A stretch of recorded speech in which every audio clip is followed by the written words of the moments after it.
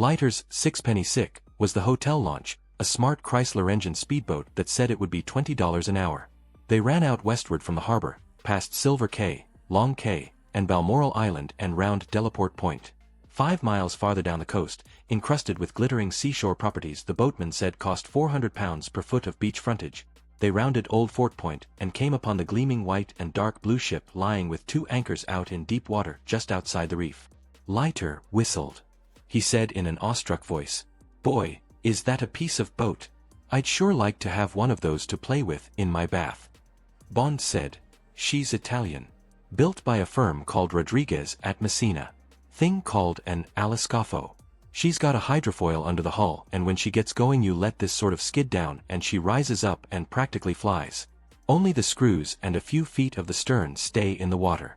The police commissioner says she can do 50 knots in calm water. Only good for inshore work of course, but they can carry upwards of 100 passengers when they're designed as fast ferries. Apparently this one's been designed for about 40. The rest of the space is taken up with the owner's quarters and cargo space. Must have cost damned near $250,000. The boatman broke in. They say on Bay Street that she go after the treasure these next few days or so. All the people that own share in the gold come in a few days ago. Then she spend one whole night doin' a final recce. They say is down Exuma Way, or over by Watling's Island. Guess you folks know that's where Columbus make him first landfall on this side of the Atlantic. Around 1490 something. But could be anywhere down there. They's always been talk of treasure down, 'mongst the Ragged Islands, even as far as Crooked Island. Fact is she sail out southward. Hear her myself, right until her engines died away. East by southeast, I'da say." The boatman spat discreetly over the side. "Must be plenty heap of treasure with the cost of that ship, and all the money they throwing away. Every time she go to the hoiling wharf they say the bill's £500.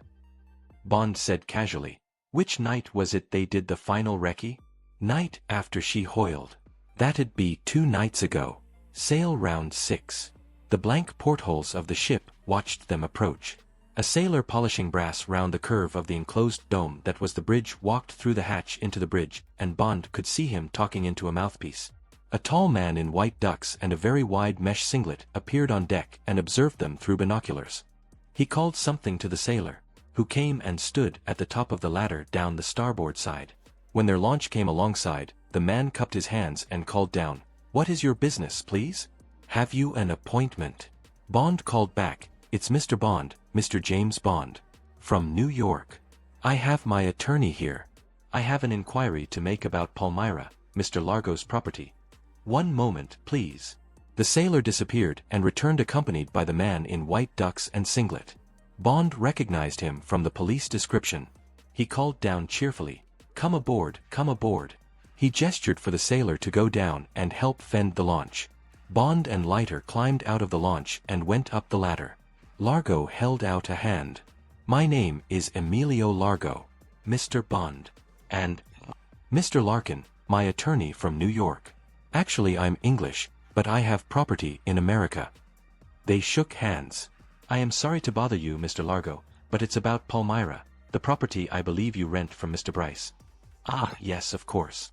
The beautiful teeth gleamed warmth and welcome. "Come on down to the stateroom, gentlemen. I'm sorry I am not properly dressed to receive you." The big brown hands caressed his flanks, the wide mouth turned down in deprecation. "My visitors usually announce themselves on the ship to shore. But if you will forgive the informality." Largo allowed the phrase to die on the air and ushered them through a low hatch and down a few aluminum steps into the main cabin. The rubber-lined hatch hissed to behind him. It was a fine large cabin paneled in mahogany with a deep wine-red carpet and comfortable dark blue leather club chairs. The sun shining through the slats of Venetian blinds over the broad square ports added a touch of gay light to an otherwise rather somber and masculine room, its long center table littered with papers and charts, glass-fronted cabinets containing fishing gear and an array of guns and other weapons, and a black rubber underwater diving suit and aqualung suspended, almost like the skeleton in a sorcerer's den, from a rack in one corner. The air conditioning made the cabin deliciously cool, and Bond felt his damp shirt slowly freeing itself from his skin. "Please take a chair, gentlemen." Largo carelessly brushed aside the charts and papers on the table, as if they were of no importance. "Cigarettes." He placed a large silver box between them. And now what can I get you to drink? He went to the loaded sideboard. Something cool and not too strong perhaps? A planter's punch? Gin and tonic? Or there are various beers. You must have had a hot journey in that open launch. I would have sent my boat for you if only I had known. They both asked for a plain tonic. Bond said, I am very sorry to barge in like this, Mr. Largo. No idea I could have got you on the telephone. We just got in this morning, and as I've only a few days I have to get a move on. The point is, I'm looking for a property down here. Oh yes. Largo brought the glasses and bottles of tonic to the table and sat down so that they formed a comfortable group. What a good idea. Wonderful place. I've been here F9 are 6 months and already I'd like to stay forever. But the prices they're asking. Largo threw up his hands. These Bay Street pirates. And the millionaires, they are even worse. But you are wise to come at the end of the season. Perhaps some of the owners are disappointed not to have sold. Perhaps they will not open their mouths so wide. That's what I thought. Bond sat comfortably back and lit a cigarette. Or rather what my lawyer, Mr. Larkin, advised. Leiter shook his head pessimistically. He had made some inquiries and he frankly advised that real estate values down here have gone mad. Bond turned politely toward Leiter to bring him into the conversation. I assent that's so. Daft, Mr. Largo, quite daft. Worse even than Florida. Out of this world. I wouldn't advise any client of mine to invest at these prices. Quite so. Largo obviously didn't want to get drawn too deeply into these matters.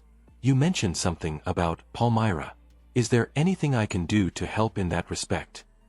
Bond said, I understand you have a lease of the property, Mr. Largo. And there is talk that you may be leaving the house before long.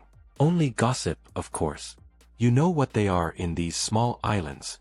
But it sounds more or less what I'm looking for, and I gather the owner, this Englishman, Bryce, might sell if he got the right price. What I was going to ask you, Bond looked apologetic, was whether we might drive out and look the place over. Sometime when you weren't there, of course. Any time that might suit you. Largo flashed his teeth warmly. He spread his hands. But of course, my dear fellow. Whenever you wish. There is no one in residence but my niece and a few servants. And she is out most of the time. Please just call her up on the telephone. I shall tell her that you will be doing so. It is indeed a charming property. So imaginative. A beautiful piece of design. If only all rich men had such good taste. Bond got to his feet and Leiter followed suit. Well, that's extraordinarily kind of you, Mr. Largo. And now we'll leave you in peace. Perhaps we may meet again in the town sometime. You must come and have lunch. But, Bond poured admiration and flattery into his voice. With a yacht like this, I don't suppose you ever want to come ashore. Must be the only one on this side of the Atlantic. Didn't one used to run between Venice and Trieste? I seem to remember reading about it somewhere. Largo grinned his pleasure. Yes, that is right, quite right. They are also on the Italian lakes. For passenger traffic. Now they are buying them in South America. A wonderful design for coastal waters. She only draws 4 feet when the hydrofoil is operating. I suppose accommodation's the problem? It is a weakness of all men, though not necessarily of all women, to love their material possessions. Largo said, with a trace of pricked vanity. No. I think you will find that it is not so. You can spare 5 minutes? We are rather crowded at the moment. You have heard no doubt of our treasure hunt. He looked sharply at them as a man would who expects ridicule. But we will not discuss that now. No doubt you do not believe in these things. But my associates in the affair are all on board. With the crew, there are 40 of us.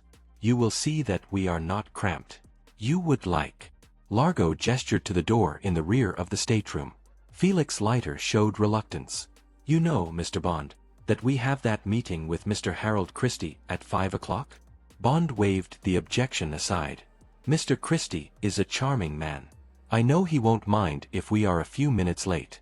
I'd love to see over the ship if you're sure you can spare the time, Mr. Largo. Largo said, Come. It will not take more than a few minutes. The excellent Mr. Christie is a friend of mine. He will understand. He went to the door and held it open. Bond had been expecting the politeness. It would interfere with Leiter and his apparatus. He said firmly, "Please go first, Mr. Largo. You will be able to tell us when to duck our heads." With more affabilities, Largo led the way.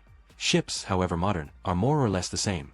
The corridors to port and starboard of the engine room, rows of cabin doors, which Largo explained were occupied, the large communal bathrooms, the galley, where two cheerful-looking Italians in white smocks laughed at Largo's jokes about the food and seemed pleased with the visitors' interest, the huge engine room where the chief engineer and his mate, Germans it seemed, gave enthusiastic information about the powerful twin diesels and explained the hydraulics of the hydrofoil depressor. It was all exactly like visiting any other ship and saying the right things to the crew, using the right superlatives to the owner. The short space of afterdeck was occupied by the little two-seater amphibian, painted dark blue and white to match the yacht, its wings now folded and its engine cowled against the sun, a big jolly boat to hold about 20 men, and an electric derrick to hoist them in and outboard. Bond, estimating the ship's displacement and her freeboard, said casually, "And the hold?" "More cabin space. Just storage. And the fuel tanks, of course. She is an expensive ship to run. We have to carry several tons. The ballast problem is important with these ships. When her bows come up, the fuel shifts aft. We have to have big lateral tanks to correct these things." Talking fluently and expertly, Largo led them back up the starboard passageway. They were about to pass the radio room when Bond said, "You said you had shipped to shore. What else do you carry?" "The usual Marconi short and long wave, I suppose. Could I have a look?" "Radio has always fascinated me," Largo said politely. "Some other time, if you don't mind. I'm keeping the operator full-time on Met. Reports. They're rather important to us at the moment." "Of course." They climbed up into the enclosed dome of the bridge, where Largo briefly explained the controls and led them out on the narrow deck space. "So there you are," said Largo. "The good ship Disco Volante, the flying saucer. And she really does fly, I can assure you. I hope you and Mr. Larkin will come for a short cruise one of these days. For the present," he smiled with a hint of a secret shared, "as you may have heard, we are rather busy. Very exciting, this treasure business. Do you think you've got a good chance?" "We like to think so." Largo was deprecating. "I only wish I could tell you more." He waved an apologetic hand. "Unfortunately, as they say, my lips are sealed. I hope you will understand." "Yes, of course. You have your shareholders to consider. I only wish I was one so that I could come along. I suppose there's not room for another investor." "Alas, no. The issue, as they say, is fully subscribed. It would have been very pleasant to have had you with us." Largo held out a hand. "Well, I see that Mr. Larkin has been looking anxiously at his watch during our brief tour. We must not keep Mr. Christie waiting any longer. It has been a great pleasure to meet you, Mr. Bond. And you, Mr. Larkin." With a further exchange of courtesies, they went down the ladder to the waiting launch and got underway. There was a last wave from Mr. Largo before he vanished through the hatch to the bridge. They sat in the stern well away from the boatman. Leiter shook his head. "Absolutely negative. Reaction around the engine room and the radio room, but that's normal." It was all normal, damnably normal. "What did you make of him and the whole setup?" "Same as you, damned normal. He looks what he says he is, and behaves that way. Not much crew about, but the ones we saw were either ordinary crew or wonderful actors. Only two small things stuck me. There was no way down to the hold that I could see. But of course it could have been a manhole under the passage carpet. But then how do you get the stores he talked of down there? And there's the hell of a lot of space in that hold even if I don't know much about naval architecture. I'll do a check with the oiling wharf through the customs people and see just how much fuel he does carry. Then it's odd that we didn't see any of these shareholders. It was around 3 o'clock when we went on board and most of them may have been having siestas. But surely not all 19 of them. What do they do in their cabins all the time? Another small thing. Did you notice that Largo didn't smoke and that there was no trace of tobacco smell anywhere in the ship? That's odd. Around 40 men and not one of them is a smoker. If one had anything else to go on, one would say that wasn't coincidence but discipline. The Real pros don't drink or smoke. But I admit it's a damned long shot. Notice the Decca Navigator and the Echo Sounder? Pretty expensive bits of equipment, Both of them. Fairly normal on a big yacht, of course, but I'd have expected Largo to point them out when he was showing us the bridge. Rich men are proud of their toys. But that's only clutching at straws. I'd have said the whole outfit's as clean as a whistle if it wasn't for all that missing space we weren't shown. That talk about fuel and ballast sounded a bit glib to me. What do you think? Same as you. There's at least half of that ship we didn't see. But then again, there's a perfectly good answer to that. He may have got a stack of secret treasure hunting gear down there he doesn't want anyone to see. Remember that merchant ship off Gibraltar during the war? The Italian frogmen used it as a base. Big sort of trapdoor affair cut in the hull below the waterline. I suppose he hasn't got something like that. Bond looked sharply at Leiter. The Altera. One of the blackest marks against intelligence during the whole war. He paused.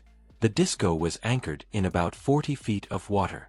Supposing they'd got the bombs buried in the sand below her. Would your Geiger counter have registered? Doubt it. I've got an underwater model and we could go and have a sniff round when it gets dark. But really, James. Leiter frowned impatiently. Aren't we getting a bit off beam? Seeing burglars under the bed?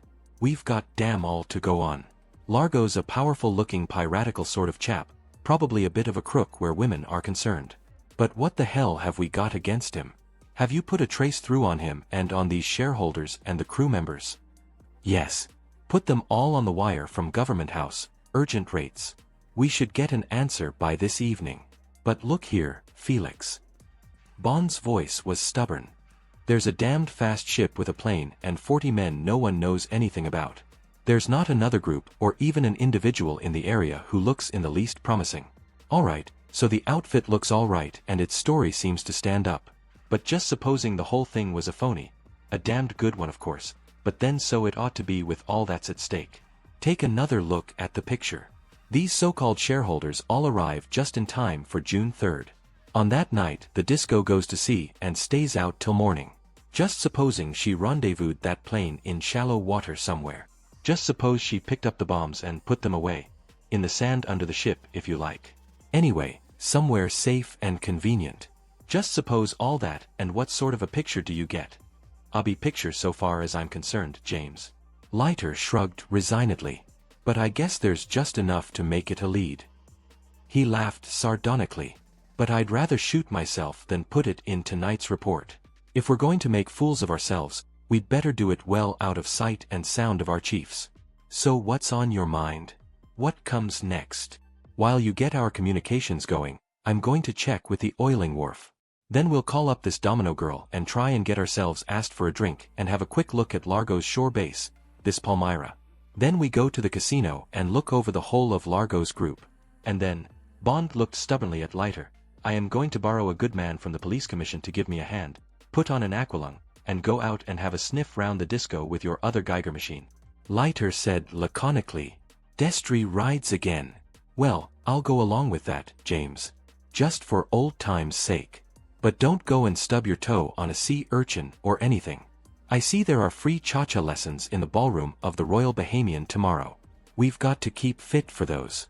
I guess there'll be nothing else in this trip for my memory book. Back in the hotel, a dispatch rider from Government House was waiting for Bond. He saluted smartly, handed over an OHMS envelope, and got Bond's signed receipt in exchange. It was a cable from the Colonial Office, personal to the Governor. The text was prefixed Pro Bond. The cable read, Your 1107 records have nothing, repeat nothing on these names, stop informatively, all stations report negatively on Operation Thunderball, stop what have you, query. The message was signed, Prism, which meant that M had approved it. Bond handed the cable to Leiter. Leiter read it. He said, See what I mean? We're on a bum steer. This is a thumb twiddler. See you later in the pineapple bar for a dry martini that's half a jumbo olive. I'll go send a postcard to Washington and ask them to send down a couple of waves. We're going to have time on our hands. As it turned out, the first half of Bond's program for the evening went by the board. On the telephone, Domino Vitali said that it would not be convenient for them to see the house that evening. Her guardian and some of his friends were coming ashore. Yet it was indeed possible that they might meet at the casino that evening. She would be dining on board and the disco would then sail round and anchor off the casino. But how would she be able to recognize him in the casino? She had a very poor memory for faces. Would he perhaps wear a flower in his buttonhole or something? Bond had laughed. He said that would be all right. He would remember her by her beautiful blue eyes. They were unforgettable. And the blue rinse that matched them. He had put the receiver down halfway through the amused, sexy chuckle. He suddenly wanted to see her again very much. But the movement of the ship altered his plans for the better. It would be much easier to reconnoiter her in the harbor. It would be a shorter swim and he would be able to go into the water under cover of the harbor police wharf. Equally, with her anchorage empty, it would be all the easier to survey the area where she had been lying. But if Largo moved the yacht about so nonchalantly, was it likely the bombs, if there were any, would be hidden at the anchorage? If they were, surely the disco would stand watch over them. Bond decided to put a decision aside until he had more and more expert information about the ship's hull. He sat in his room and wrote his negative report to M. He read it through. It would be a depressing signal to get.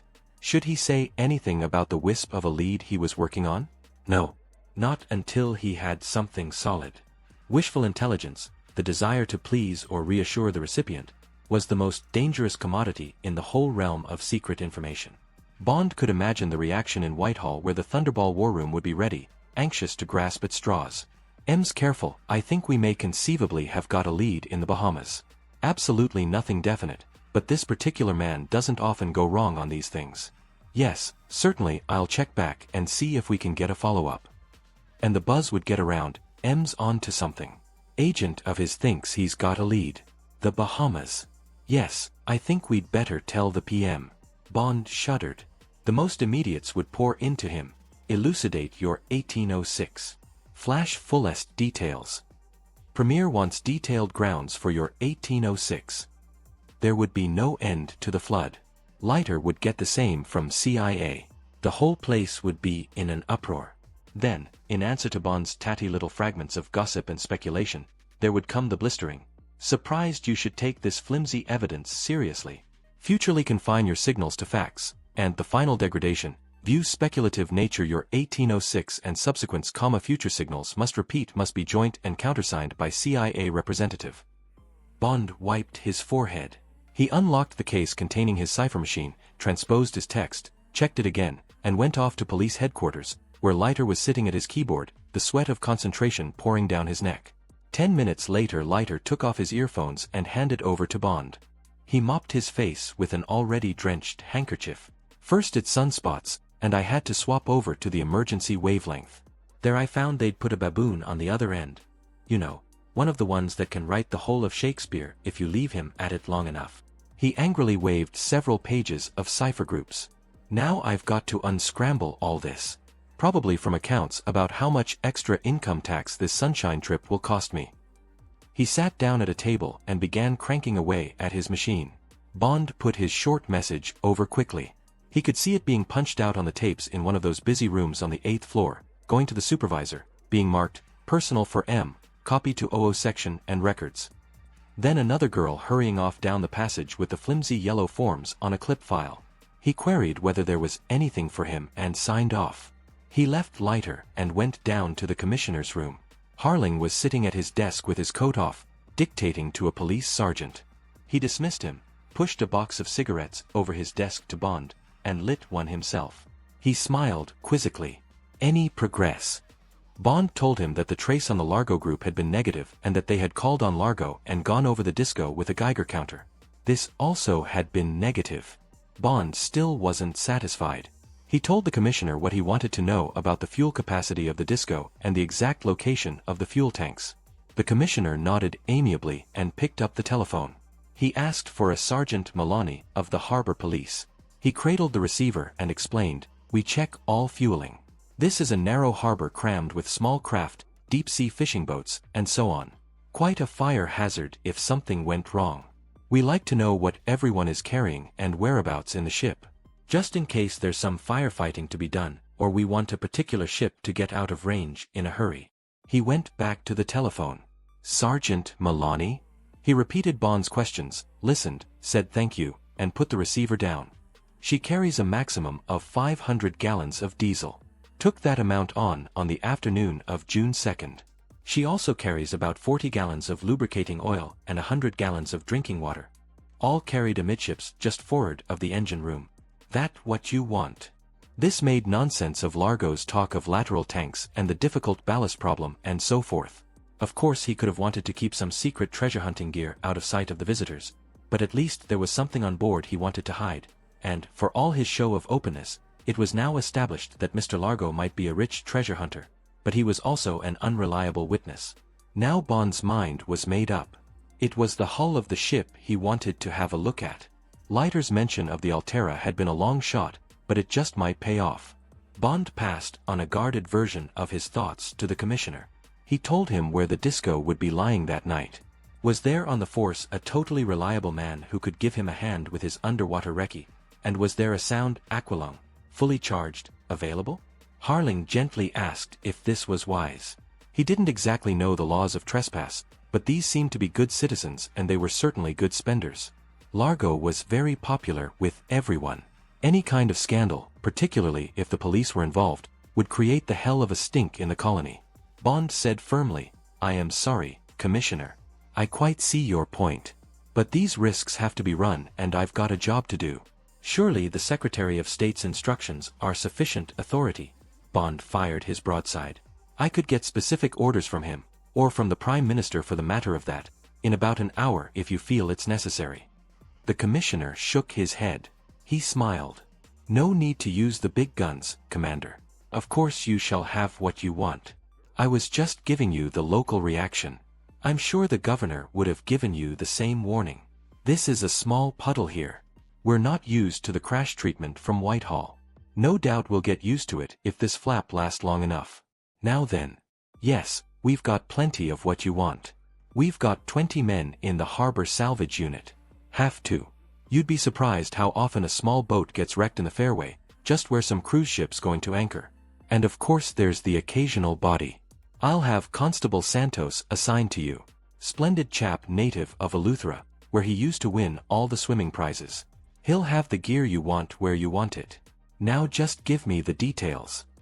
Back in his hotel, Bond took a shower, swallowed a double bourbon old-fashioned, and threw himself down on his bed. He felt absolutely beat.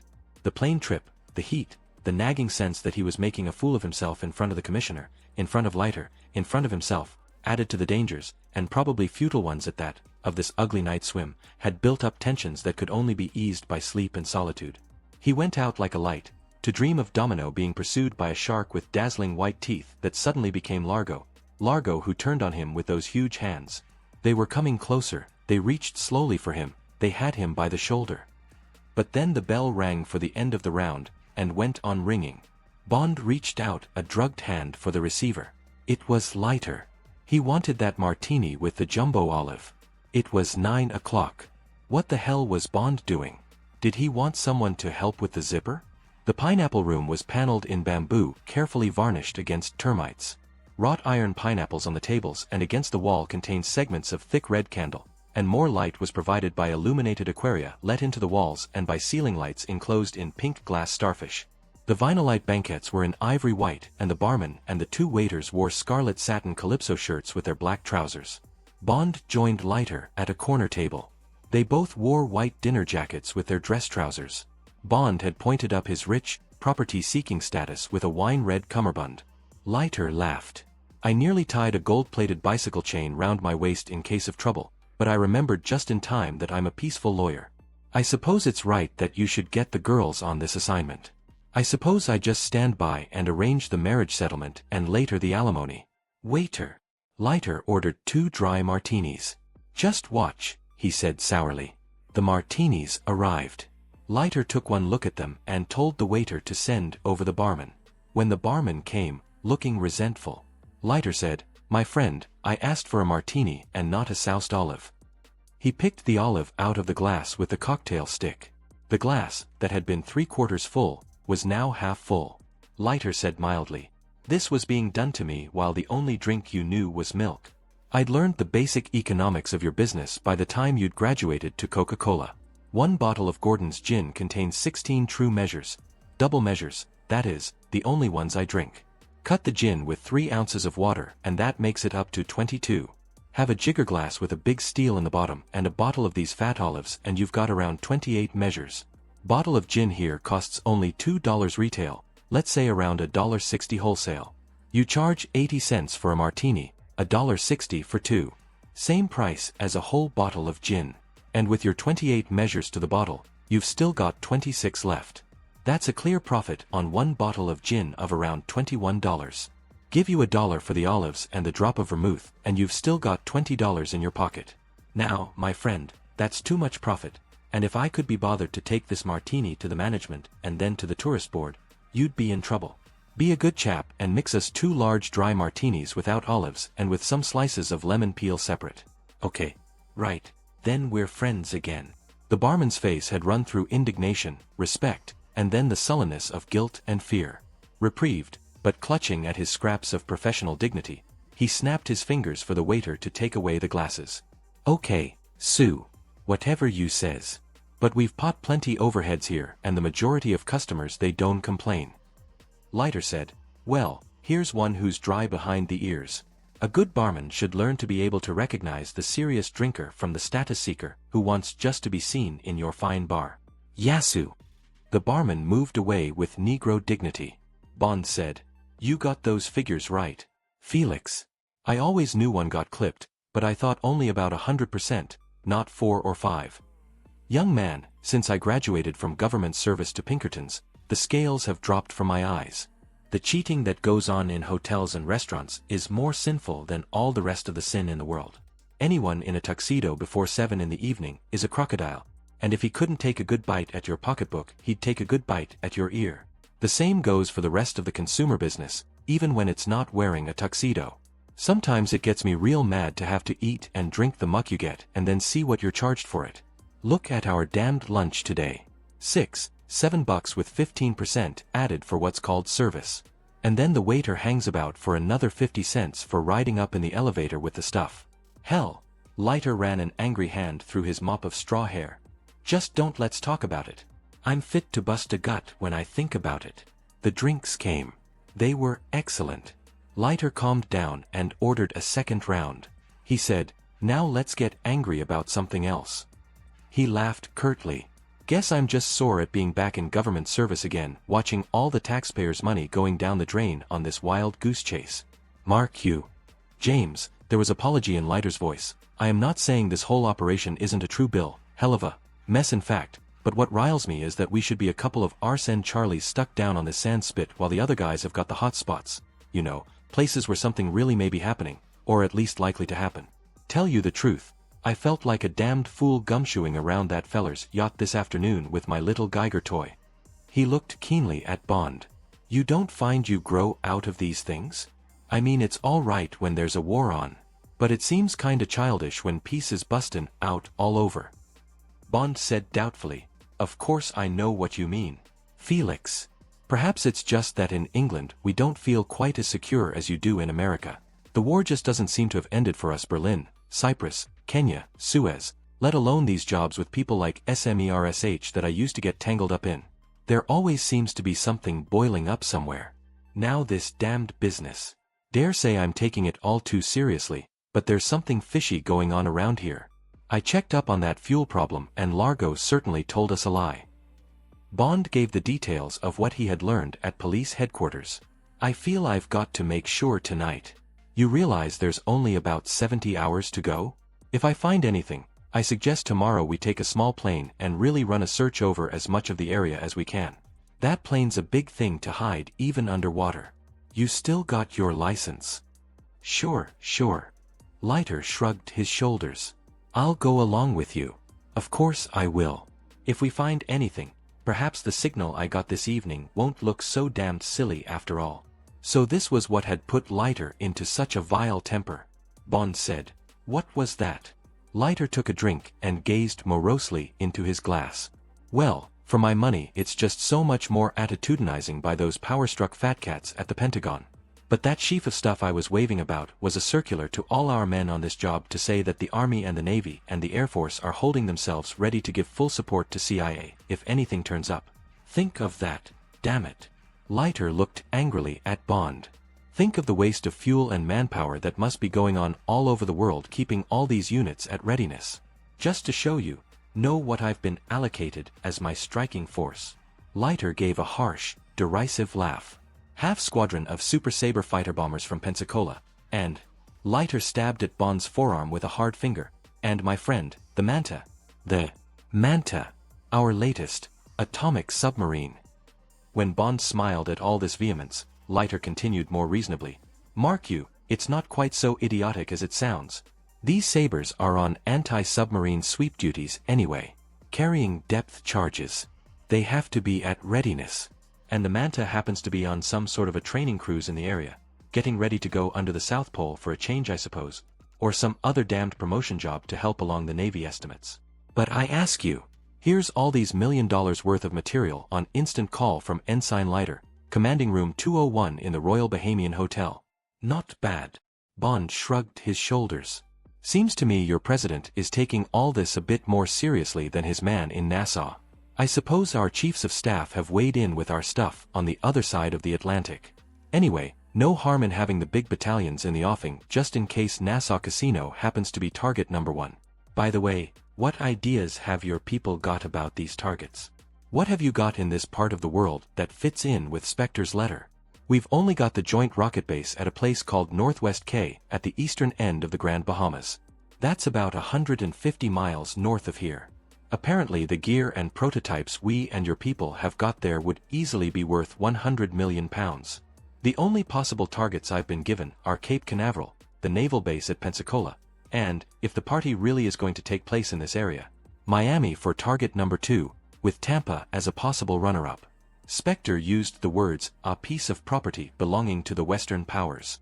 That sounds like some kind of installation to me. Something like the uranium mines in the Congo, for instance. But a rocket base would fit all right. If we've got to take this thing seriously, I'd lay odds on Canaveral or this place on Grand Bahama. Only thing I can't understand, if they've got these bombs, how are they going to transport them to the target and set them off? A submarine could do it. Just lay one of the bombs offshore through a torpedo tube, or a sailing dinghy, for the matter of that. Apparently exploding these things is no problem so long as they recovered all the parts from the plane. Apparently you just have to insert some kind of fuse thing in the right place between the TNT and the plutonium, and screw the impact fuse off the nose and fit a time fuse that would give you time to get 100 miles away. Bond added casually. Have to have an expert who knows the drill of course, but the trip would be no problem for the disco, for instance. She could lay the bomb off Grand Bahama at midnight and be back at anchor off Palmyra by breakfast time. He smiled. See what I mean? It all adds up. Nuts, said Leiter succinctly. You'll have to do better than that if you want my blood pressure to go up. Anyway, let's get the hell out of here and go have ourselves some eggs and bacon in one of those clip joints on Bay Street. It'll cost us $20 plus tax, but the Manta probably burns that every time her screws turn full circle. Then we'll go along to the casino and see if Mr. Fuchs or Signor Pontecorvo is sitting beside Largo at the blackjack table. The Nassau Casino is the only legal casino on British soil anywhere in the world. How this is justified under the laws of the Commonwealth, no one can quite figure. It is leased each year to a Canadian gambling syndicate, and their operating profits in the smart winter season are estimated to average around $100,000. The only games played are roulette, with 2 zeros instead of 1, which increases the take to the house from the European 3.6 to a handsome 5.4, blackjack, or 21, on which the house makes between 6 and 7%, and one table of chemin de fer, whose cagnotte yields a modest 5%. The operation is run as a club in a handsome private house on West Bay Street, and there is a pleasant dance and supper room with a 3-piece combo that plays old favorites in strict time, and a lounge bar. It is a well-run, elegant place that deserves its profit. The governor's ADC had presented Bond and Leiter with membership cards, and after they had had coffee and a stinger at the bar, they separated and went to the tables. Largo was playing chemin de fer.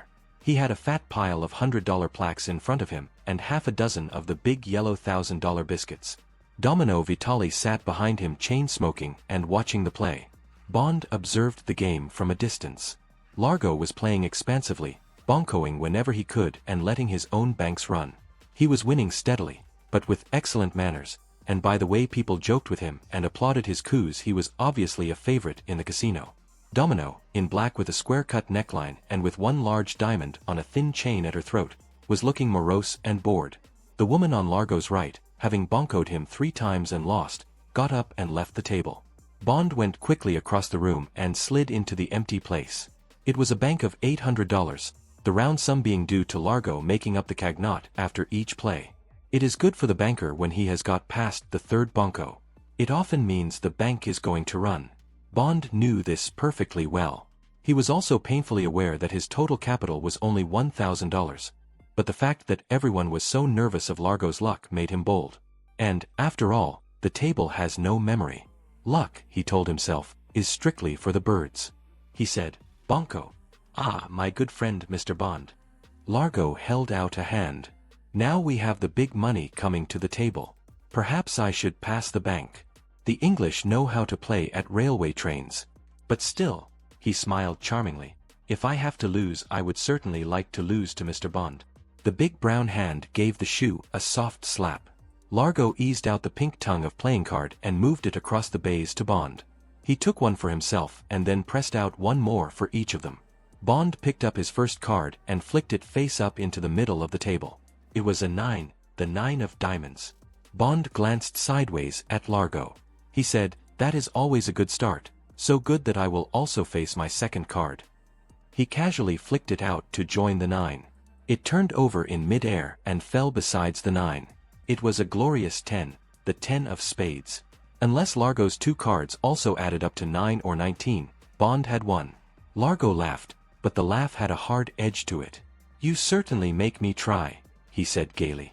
He threw his cards to follow Bond's. They were the 8 of hearts and the king of clubs. Largo had lost by a pip. 2 naturals, but one just better than the other, the crudest way to lose. Largo laughed hugely. "Somebody had to be second," he said to the table at large. "What did I say? The English can pull what they like out of the shoe." The croupier pushed the chips across to Bond. Bond made a small pile of them. He gestured at the heap in front of Largo. "So, it seems, can the Italians. I told you this afternoon we should go into partnership." Largo laughed delightedly. "Well, let's just try once again. Put in what you have won and I will bonko it in partnership with Mr. Snow on your right." "Yes, Mr. Snow." Mr. Snow, a tough-looking European who, Bond remembered, was one of the shareholders, agreed. Bond put in the 800 and they each put in 4 against him. Bond won again, this time with a 6 against a 5 for the table. Once more by 1 point. Largo shook his head mournfully. "Now indeed we have seen the writing on the wall. Mr. Snow, you will have to continue alone. This Mr. Bond has green fingers against me. I surrender." Now Largo was smiling only with his mouth. Mr. Snow swayed and pushed forward $1,600 to cover Bond's stake. Bond thought, "I have made $1,600 in 2 coups, over £500, and it would be fun to pass the bank and for the bank to go down on the next hand." He withdrew his stake and said, "La main passe." There was a buzz of comment. Largo said dramatically, "Don't do it to me. Don't tell me the bank's going to go down on the next hand. If it does I shoot myself." Okay, I will buy Mr. Bond's bank and we will see." He threw some plaques out onto the table, $1,600 worth. And Bond heard his own voice say bonko. He was bonkoing his own bank, telling Largo that he had done it to him once, then twice, and now he was going to do it, inevitably, again. Largo turned round to face Bond. Smiling with his mouth, he narrowed his eyes and looked carefully, with a new curiosity, at Bond's face. He said quietly, "But you are hunting me, my dear fellow. You are pursuing me. What is this? Vendetta?" Bond thought, "I will see if an association of words does something to him." He said, "When I came to the table, I saw a spectre." He said the word casually, with no hint at double meaning. The smile came off Largo's face as if he had been slapped. It was at once switched on again, but now the whole face was tense, strained, and the eyes had gone watchful and very hard. His tongue came out and touched his lips. "Really? What do you mean?" Bond said lightly, "The spectre of defeat. I thought your luck was on the turn. Perhaps I was wrong." He gestured at the shoe. "Let's see." The table had gone quiet. The players and spectators felt that a tension had come between these two men. Suddenly there was the smell of enmity where before there had been only jokes. A glove had been thrown down by the Englishman. Was it about the girl? Probably. The crowd licked its lips. Largo laughed sharply. He stitched gaiety and bravado back on his face. Aha! His voice was boisterous again. My friend wishes to put the evil eye upon my cards. We have a way to deal with that where I come from. He lifted a hand, and with only the first and little fingers outstretched in a fork, he prodded once, like a snake striking toward Bond's face. To the crowd it was a playful piece of theater, but Bond, within the strong aura of the man's animal magnetism, felt the ill temper, the malevolence behind the old mafia gesture. Bond laughed good-naturedly.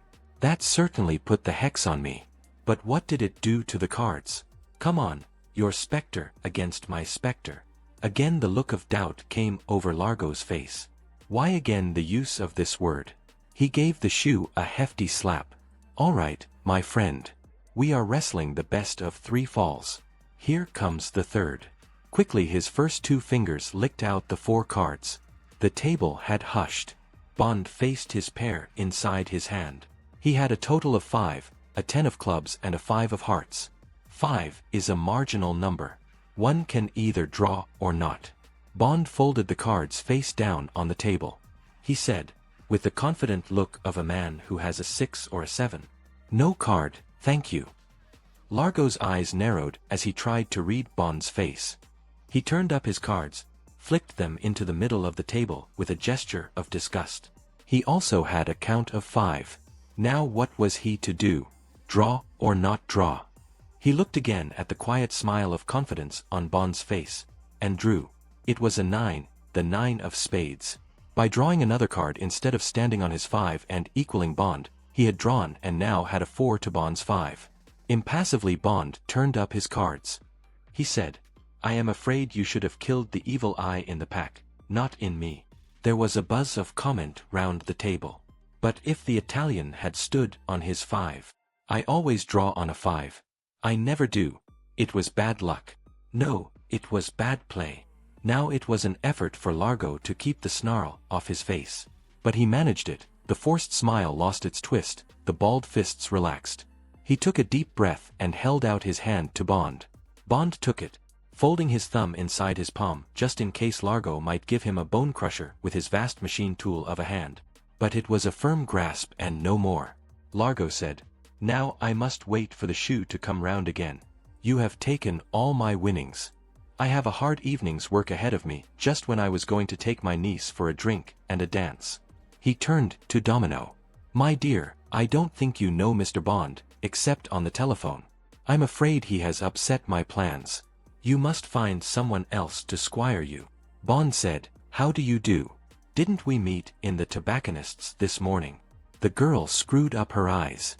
She said indifferently, Yes? It is possible.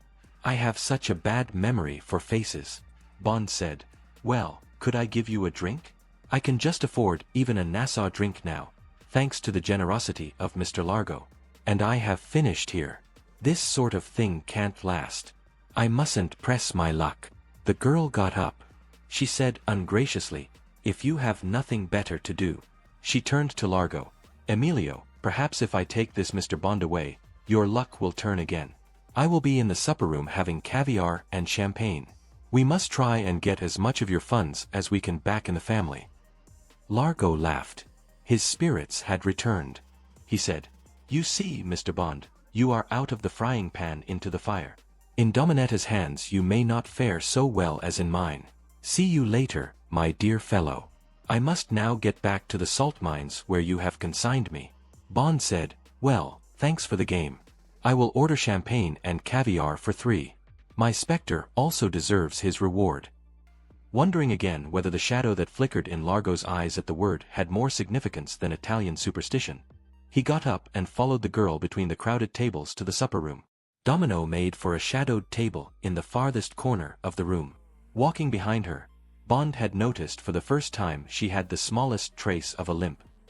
He found it endearing, a touch of childish sweetness beneath the authority and blatant sex appeal of a girl to whom he had been inclined to award that highest, but toughest, French title, a courtesan de marque.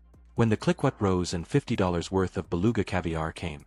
Anything less, he had commented to her, would be no more than a spoonful. He asked her about the limp. Did you hurt yourself swimming today? She looked at him gravely. No. I have one leg an inch shorter than the other. Does it displease you? No. It's pretty. It makes you something of a child, instead of a hard old-kept woman. Yes. Her eyes challenged him. Is that how you see yourself? It's rather obvious, isn't it? Anyway, it's what everyone in Nassau thinks. She looked him squarely in the eyes, but with a touch of pleading. Nobody's told me that. Anyway, I make up my own mind about men and women. What's the good of other people's opinions? Animals don't consult each other about other animals. They look and sniff and feel. In love and hate, and everything in between, those are the only tests that matter. But people are unsure of their own instincts. They want reassurance. So they ask someone else whether they should like a particular person or not. And as the world loves bad news, they nearly always get a bad answer, or at least a qualified one. Would you like to know what I think of you? She smiled. Every woman likes to hear about herself. Tell me, but make it sound true, otherwise I shall stop listening. I think you're a young girl, younger than you pretend to be, younger than you dress. I think you were carefully brought up, in a red carpet sort of way, and then the red carpet was suddenly jerked away from under your feet and you were thrown more or less into the street. So you picked yourself up and started to work your own way back to the red carpet you had got used to. You were probably fairly ruthless about it. You had to be. You only had a woman's weapons and you probably used them pretty coolly. I expect you used your body. It would be a wonderful asset. But in using it to get what you wanted, your sensibilities had to be put aside. I don't expect they're very far underground. They certainly haven't atrophied. They've just lost their voice because you wouldn't listen to them. You couldn't afford to listen to them if you were to get back on that red carpet and have the things you wanted. And now you've got the things. Bond touched the hand that lay on the banquette between them. And perhaps you've almost had enough of them. He laughed. But I mustn't get too serious. Now about the smaller things. You know all about them, but just for the record, you're beautiful, sexy, provocative, independent, self-willed, quick-tempered, and cruel. She looked at him thoughtfully. There's nothing very clever about all that. I told you most of it. You know something about Italian women. But why do you say I'm cruel? If I was gambling and I took a knock like Largo did and I had my woman, a woman, sitting near me watching, and she didn't give me one word of comfort or encouragement, I would say she was being cruel. Men don't like failing in front of their women. She said impatiently. Ivy had to sit there too often and watch him show off. I wanted you to win. I cannot pretend. You didn't mention my only virtue. It's honesty. I love to the hilt and I hate to the hilt. At the present time, with Emilio, I am halfway. Where we were lovers, we are now good friends who understand each other. When I told you he was my guardian, I was telling a white lie. I am his kept woman. I am a bird in a gilded cage. I am fed up with my cage and tired of my bargain. She looked at Bond defensively. Yes, it is cruel for Emilio. But it is also human. You can buy the outside of the body, but you cannot buy what is inside. What people call the heart and the soul. But Emilio knows that. He wants women for use. Not for love. He has had thousands in this way. He knows where we both stand. He is realistic. But it is becoming more difficult to keep to my bargain. Let's call it sing for my supper. She stopped abruptly. She said, give me some more champagne. All this silly talking has made me thirsty. And I would like a packet of Players, she laughed. Please, as they say in the advertisements. I am fed up with just smoking smoke. I need my hero. Bond bought a packet from the cigarette girl. He said, what's that about a hero? She had entirely changed. Her bitterness had gone, and the lines of strain on her face. She had softened. She was suddenly a girl out for the evening. Ah, you don't know. My one true love. The man of my dreams. The sailor on the front of the packet of Players. You have never thought about him as I have. She came closer to him on the banquette and held the packet under his eyes. You don't understand the romance of this wonderful picture. One of the great masterpieces of the world. This man, she pointed, was the first man I ever sinned with. I took him into the woods, I loved him in the dormitory, I spent nearly all my pocket money on him. In exchange he introduced me to the great world outside the Cheltenham Ladies' College. He grew me up. He put me at ease with boys of my own age. He kept me company when I was lonely or afraid of being young. He encouraged me, gave me assurance. Have you never thought of the romance behind this picture? You see nothing, yet the whole of England is there. Listen. She took his arm eagerly. This is the story of Hero, the name on his cap badge. At first he was a young man, a powder monkey or whatever they called it, in that sailing ship behind his right ear. It was a hard time for him. Weevils in the biscuits, hit with marlin spikes and ropes' ends and things, sent up aloft to the top of all that rigging where the flag flies. But he persevered. He began to grow a mustache. He was fair-haired and rather too pretty. She giggled. He may even have had to fight for his virtue or whatever men call it, among all those hammocks. But you can see from his face, that line of concentration between his eyes, and from his fine head, that he was a man to get on. She paused and swallowed a glass of champagne. The dimples were now deep holes in her cheeks. Are you listening to me? You are not bored having to listen about my hero. I am only jealous. Go on. So he went all over the world, to India, China, Japan, America. He had many girls and many fights with cutlasses and fists. He wrote home regularly, to his mother and to a married sister who lived at Dover. They wanted him to come home and meet a nice girl and get married. But he wouldn't. You see, he was keeping himself for a dream girl who looked rather like me. And then, she laughed. The first steamships came in and he was transferred to an ironclad. That's the picture of it on the right. And by now he was a bosun, whatever that is, and very important. And he saved up from his pay, and instead of going out fighting and having girls he grew that lovely beard, to make himself look older and more important, and he set to with a needle and colored threads to make that picture of himself. You can see how well he did it, his first windjammer and his last ironclad with a lifebuoy as a frame. He only finished it when he decided to leave the Navy. He didn't really like steamships. In the prime of life, don't you agree? And even then he ran out of gold thread to finish the rope round the lifebuoy, so he just had to tail it off. There, you can see on the right where the rope crosses the blue line. So he came back home on a beautiful golden evening after a wonderful life in the Navy, and it was so sad and beautiful and romantic that he decided that he would put the beautiful evening into another picture. So he bought a pub at Bristol with his savings, and in the mornings before the pub opened, he worked away until he had finished, and there you can see the little sailing ship that brought him home from Suez with his duffel bag full of silks and seashells and souvenirs carved out of wood. And that's the Needles Lighthouse beckoning him into harbor on that beautiful calm evening. Mark you, she frowned, I don't like that sort of bonnet thing he's wearing for a hat, and I'd have liked him to have put HMS before the hero. But you can see that would have made it lopsided, and he wouldn't have been able to get all the hero in. But you must admit it's the most terrifically romantic picture. I cut it off my first packet, when I smoked one in the lavatory and felt terribly sick, and kept it until it fell to pieces. Then I cut off a fresh one. I carried him with me always until things went wrong and I had to go back to Italy. Then I couldn't afford players. They're too expensive in Italy, and I had to smoke things called Nazionales. Bond wanted to keep her mood. He said, but what happened to the hero's pictures? How did the cigarette people get hold of them? Oh well, you see, one day a man with a stovepipe hat and a frock coat came into the hero's pub with two small boys. Here. She held the packet sideways. Those are the ones, John Player and Sons. You see, it says that their successors run the business now. Well, they had one of the first motor cars, a Rolls-Royce, and it had broken down outside the hero's pub. The man in the stovepipe hat didn't drink, of course. Those sort of people didn't, not the respectable merchants who lived near Bristol. So he asked for ginger beer and bread and cheese while his chauffeur mended the car. And the hero got it for them. And Mr. John Player and the boys all admired the two wonderful tapestry pictures hanging on the wall of the pub.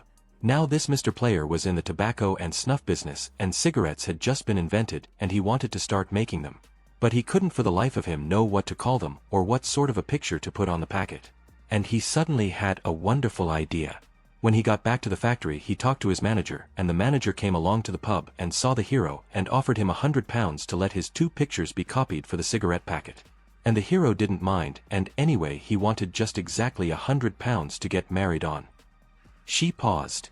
Her eyes were far away. She was very nice, by the way. Only 30 and a good plain cook, and her young body kept him warm in bed until he died many years later. And she bore him 2 children, a boy and a girl. And the boy went into the Navy like his father. Well, anyway, Mr. Player wanted to have the hero in the lifebuoy on one side of the packet and the beautiful evening on the other. But the manager pointed out that that would leave no room for all this. She turned over the packet, about rich, cool, and Navy cut tobacco, and that extraordinary trademark of a doll's house swimming in chocolate fudge with Nottingham Castle written underneath. So then Mr. Player said, "Well then, we'll put one on top of the other." And that's just exactly what they did, and I must say I think it fits in very well, don't you? Though I expect the hero was pretty annoyed at the mermaid being blanked out. The mermaid? Oh yes. Underneath the bottom comber of the lifebuoy where it dips into the sea, the hero had put a tiny mermaid combing her hair with one hand and beckoning him home with the other. That was supposed to be the woman he was going to find and marry. But you can see there wasn't room, and anyway her breasts were showing, and Mr. Player, who was a very strong Quaker, didn't think that was quite proper. But he made it up to the hero in the end. Oh, how did he do that? Well, you see, the cigarettes were a great success. It was really the picture that did it. People decided that anything with a wonderful picture like that on the outside must be good, and Mr. Player made a fortune, and I expect his successors did too. So when the hero was getting old and hadn't got long to live, Mr. Player had a copy of the lifebuoy picture drawn by the finest artist of the day. It was just the same as the hero's except that it wasn't in color and it showed him very much older, and he promised the hero that this picture too would always be on his cigarette packets, only on the inside bit. Here. She pushed out the cardboard container. You see how old he looks. And one other thing, if you look closely, the flags on the 2 ships are flying at half-mast. Rather sweet of Mr. Player, don't you think, to ask the artist for that? It meant that the hero's first and last ship were remembering him. And Mr. Player and his 2 sons came and presented it to him just before he died. It must have made it much easier for him, don't you think? It certainly must. Mr. Player must have been a very thoughtful man.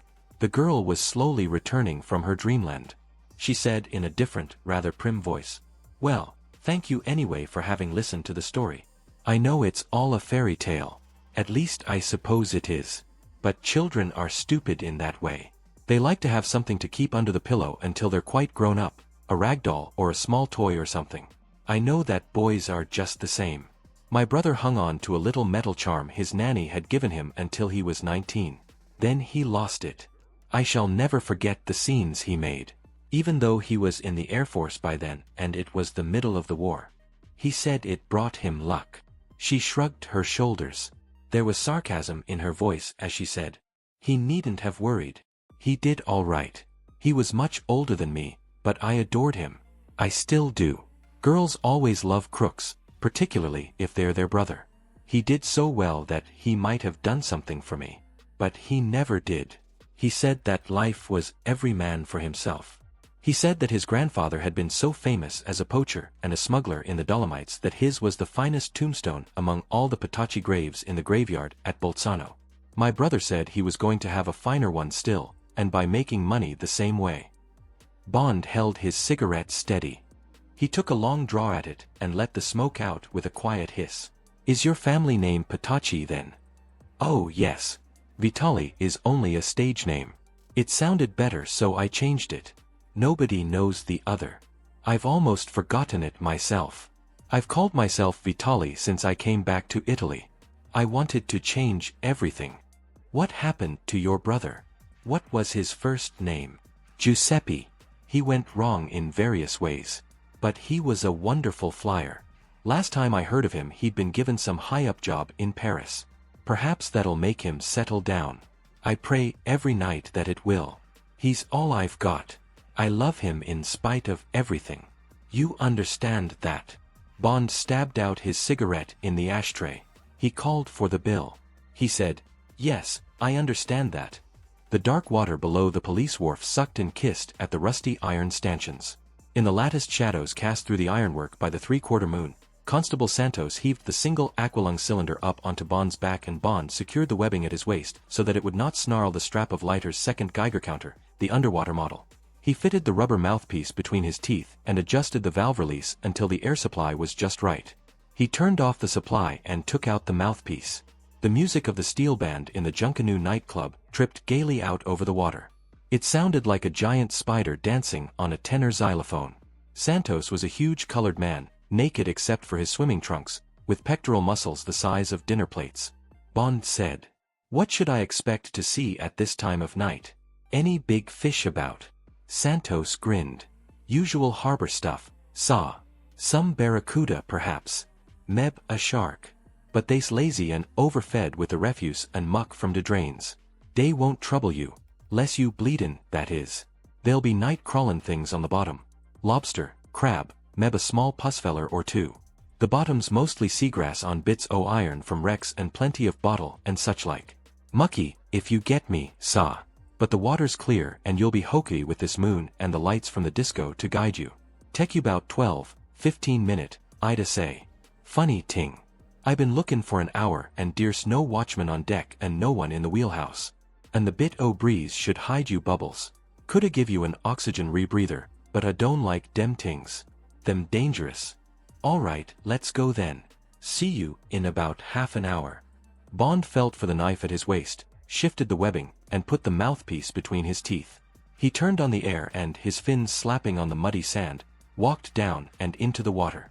There he bent down, spat into his mask to prevent it steaming up, washed it out, and adjusted it. Then he walked slowly on, getting used to the breathing. By the end of the wharf he was up to his ears. He quietly submerged and launched himself forward into an easy leg crawl, his hands along his flanks. The mud shelved steeply and Bond kept on going down, until, at about 40 feet, he was only a few inches above the bottom. He glanced at the big luminous figures on the dial of his watch, 12:10. He untensed himself and put his legs into an easy, relaxed rhythm. Through the roof of small waves the pale moonlight flickered on the gray bottom, and the refuse, motor tires, cans, bottles, cast black shadows. A small octopus, feeling his shock wave, turned from dark brown to pale gray and squeezed itself softly back into the mouth of the oil drum that was its home. Sea flowers, the gelatinous polyps that grow out of the sand at night, whisked down their holes as Bond's black shadow touched them. Other tiny night things puffed thin jets of silt out of their small volcanoes in the mud as they felt the tremor of Bond's passage, and an occasional hermit crab snapped itself back into its borrowed shell. It was like traveling across a moon landscape, on and under which many mysterious creatures lived minute lives. Bond watched it all, carefully, as if he had been an underwater naturalist. He knew that was the way to keep nerves steady under the sea. To focus the whole attention on the people who lived there and not try to probe the sinister gray walls of mist for imaginary monsters. The rhythm of his steady progress soon became automatic, and while Bond, keeping the moon at his right shoulder, held to his course, his mind reached back to Domino. So she was the sister of the man who probably hijacked the plane. Probably even Largo, if Largo was in fact involved in the plot, didn't know this. So what did the relationship amount to? Coincidence? It could be nothing else. Her whole manner was so entirely innocent. And yet, it was one more thin straw to add to the meager pile that seemed in some indeterminate way to be adding up to Largo's involvement. And Largo's reaction at the word, Spectre. That could he put down to Italian superstition. Or it could not. Bond had a deadly feeling that all these tiny scraps amounted to the tip of an iceberg, a few feet of ice pinnacle, with, below, 1,000 tons of the stuff. Should he report? Or shouldn't he? Bond's mind boiled with indecision. How to put it? How to grade the intelligence so that it would reflect his doubts? How much to say and how much to leave out? The extrasensory antennae of the human body, the senses left over from the jungle life of millions of years ago, sharpen unconsciously when man knows that he is on the edge of danger. Bond's mind was concentrating on something far away from his present risks, but beneath his conscious thoughts his senses were questing for enemies. Now suddenly the alarm was sounded by a hidden nerve danger. Danger! Danger! Bond's body tensed. His hand went to his knife and his head swiveled sharply to the right, not to the left or behind him. His senses told him to look to the right. A big barracuda, if it is 20 pounds or over, is the most fearsome fish in the sea. Clean and straight and malevolent, it is all hostile weapon, from the long snarling mouth in the cruel jaw that can open like a rattlesnake's to an angle of 90 degrees. Along the blue and silver steel of the body to the lazy power of the tail fin that helps to make this fish one of the 5 fastest sprinters in the sea. This one, moving parallel with Bond, 10 yards away just inside the wall of gray mist that was the edge of visibility, was showing its danger signals. The broad lateral stripes showed vividly, the angry hunting sign, the gold and black tiger's eye was on him, watchful, incurious, and the long mouth was open half an inch so that the moonlight glittered on the sharpest row of teeth in the ocean. Teeth that don't bite at the flesh, teeth that tear out a chunk and swallow and then hit and scythe again. Bond's stomach crawled with the ants of fear and his skin tightened at his groin. Cautiously he glanced at his watch. About 3 more minutes to go before he was due to come up with the disco. He made a sudden turn and attacked fast toward the great fish, flashing his knife in fast defensive lunges. The giant barracuda gave a couple of lazy wags of its tail, and when Bond turned back on his course it also turned and resumed its indolent, sneering cruise, weighing him up, choosing which bit, the shoulder, the buttock, the foot, to take first. Bond tried to recall what he knew about big predator fish, what he had experienced with them before. The first rule was not to panic, to be unafraid. Fear communicates itself to fish as it does to dogs and horses. Establish a quiet pattern of behavior and stick to it. Don't show confusion or act chaotically. In the sea, untidiness, ragged behavior, mean that the possible victim is out of control, vulnerable. So keep to a rhythm. A thrashing fish is everyone's prey. A crab or a shell thrown upside down by a wave is offering its underside to 100 enemies. A fish on its side is a dead fish. Bond trudged rhythmically on, exuding immunity. Now the pale moonscape changed. A meadow of soft seagrass showed up ahead. In the deep, slow currents it waved languidly, like deep fur. The hypnotic motion made Bond feel slightly seasick. Dotted sparsely in the grass were the big black footballs of dead sponges growing out of the sand like giant puffballs. Nassau's only export until a fungus had got at them and had killed the sponge crop as surely as myxomatosis has killed rabbits. Bond's black shadow flickered across the breathing lawn like a clumsy bat. To the right of his shadow, the thin black lance cast by the barracuda moved with quiet precision. A dense mass of silvery small fry showed up ahead, suspended in midstream as if they had been bottled in aspic. When the 2 parallel bodies approached, the mass divided sharply, leaving wide channels for the 2 enemies, and then closing behind them into the phalanx they adopted for an illusory protection. Through the cloud of fish Bond watched the barracuda. It moved majestically on, ignoring the food around it as a fox creeping up on the chicken run will ignore the rabbits in the warren. Bond sealed himself in the armor of his rhythm, transmitting to the barracuda that he was a bigger, a more dangerous fish, that the barracuda must not be misled by the whiteness of the flesh. Amongst the waving grass, the black barb of the anchor looked like another enemy. The trailing chain rose from the bottom and disappeared into the upper mists. Bond followed it up, forgetting the barracuda in his relief at hitting the target and in the excitement of what he might find. Now he swam very slowly, watching the white explosion of the moon on the surface contract and define itself. Once he looked down. There was no sign of the barracuda. Perhaps the anchor and chain had seemed inimical. The long hull of the ship grew out of the upper mists and took shape, a great zeppelin in the water. The folded mechanism of the hydrofoil looked ungainly, as if it did not belong. Bond clung for a moment to its starboard flange to get his bearings. Far down to his left, the big twin screws, bright in the moonlight, hung suspended, motionless but somehow charged with thrashing speed. Bond moved slowly along the hull toward them, staring upward for what he sought. He drew in his breath. Yes, it was there, the ridge of a wide hatch below the waterline. Bond groped over it, measuring. About 12 feet square, divided down the center. Bond paused for a moment, wondering what was inside the closed doors. He pressed the switch of the Geiger counter and held the machine against the steel plates. He watched the dial of the meter on his left wrist. It trembled to show the machine was alive, but it registered only the fraction Leiter had told him to expect from the hull. Bond switched the thing off. So much for that. Now for home. The clang beside his ear and the sharp impact against his left shoulder were simultaneous. Automatically, Bond sprang back from the hull. Below him the bright needle of the spear wavered slowly down into the depths. Bond whirled. The man, his black rubber suit glinting like armor in the moonlight, was pedaling furiously in the water while he thrust another spear down the barrel of the CO2 gun. Bond hurled himself toward him, flailing at the water with his fins. The man pulled back the loading lever and leveled the gun. Bond knew he couldn't make it. He was 6 strokes away. He stopped suddenly, ducked his head, and jackknifed down. He felt the small shock wave of the silent explosion of gas and something hit his foot. Now, He soared up below the man and scythed upward with his knife. The blade went in. He felt the black rubber against his hand.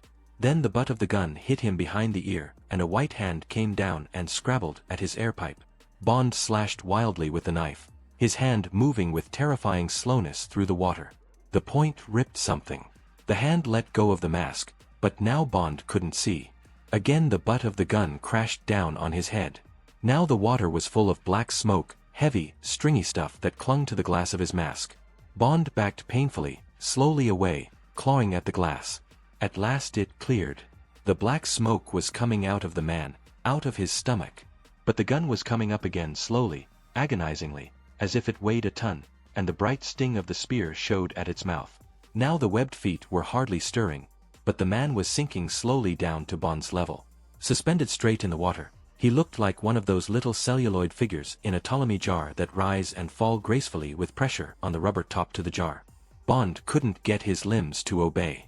They felt like lead. He shook his head to clear it, but still his hands and flippers moved only half-consciously, all speed gone. Now he could see the bared teeth round the other man's rubber mouthpiece. The gun was at his head, at his throat, at his heart. Bond's hands crept up his chest to protect him while his flippers moved sluggishly, like broken wings, below him. And then, suddenly, the man was hurled toward Bond as if he had been kicked in the back. His arms spread in a curious gesture of embrace for Bond, and the gun tumbled slowly away between them and disappeared. A puff of black blood spread out into the sea from behind the man's back, and his hands wavered out and up in vague surrender, while his head twisted on his shoulders to see what had done this to him.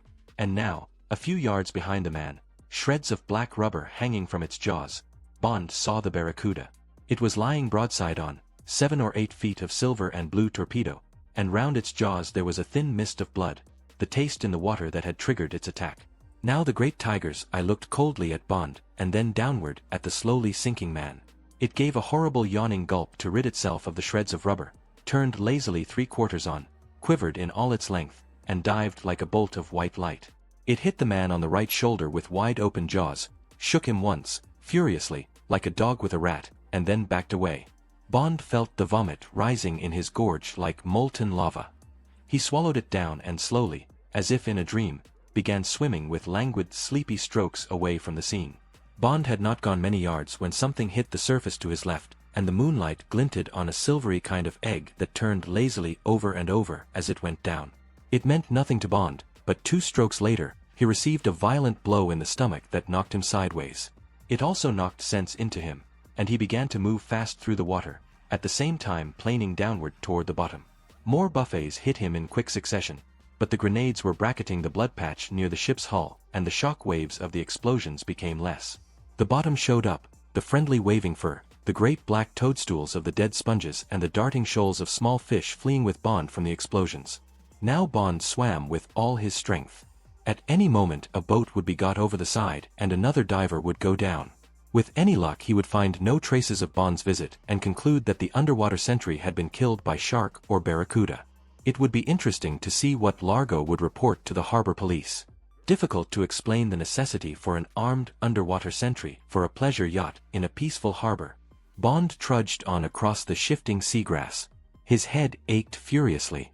Gingerly, he put up a hand and felt the 2 great bruises. The skin felt intact. But for the cushion of water, the 2 blows with the butt of the gun would have knocked him out. As it was, he still felt half-stunned, and when he came to the end of the seagrass and to the soft white moon landscape with its occasional little volcano puffs from the seaworms, he felt as if he was on the edge of delirium. Wild commotion at the edge of his field of vision shocked him out of the semi-trance. A giant fish, the barracuda, was passing him. It seemed to have gone mad. It was snaking wildly along, biting at its tail, its long body curling and snapping back in a jackknife motion, its mouth opening wide and shutting again in spasms. Bond watched it hurtle away into the gray mist. He felt somehow sorry to see the wonderful king of the sea reduced to this hideous jiggling automaton. There was something obscene about it, like the blind weaving of a punchy boxer before he finally crashes to the canvas. One of the explosions must have crushed a nerve center, wrecked some delicate balance mechanism in the fish's brain. It wouldn't last long. A greater predator than itself, a shark, would note the signs, the loss of symmetry that is suicide in the sea. He would follow for a while until the spasms slackened. Then the shark would make a short jabbing run. The barracuda would react sluggishly, and that would be the end. In 3 great grunting bites, the head first and then the still jerking body. And the shark would cruise quietly on, its sickle mouth trailing morsels for the black and yellow pilot fish below his jaws and perhaps for the remora or two, the parasites that travel with the great host, that pick the shark's teeth when it is sleeping and the jaws are relaxed. And now there were the gray-slimed motor tires, the bottles, the cans, and the scaffolding of the wharf. Bond slid over the shelving sand and knelt in the shallows, his head down, not capable of carrying the heavy aqualung up the beach, an exhausted animal ready to drop.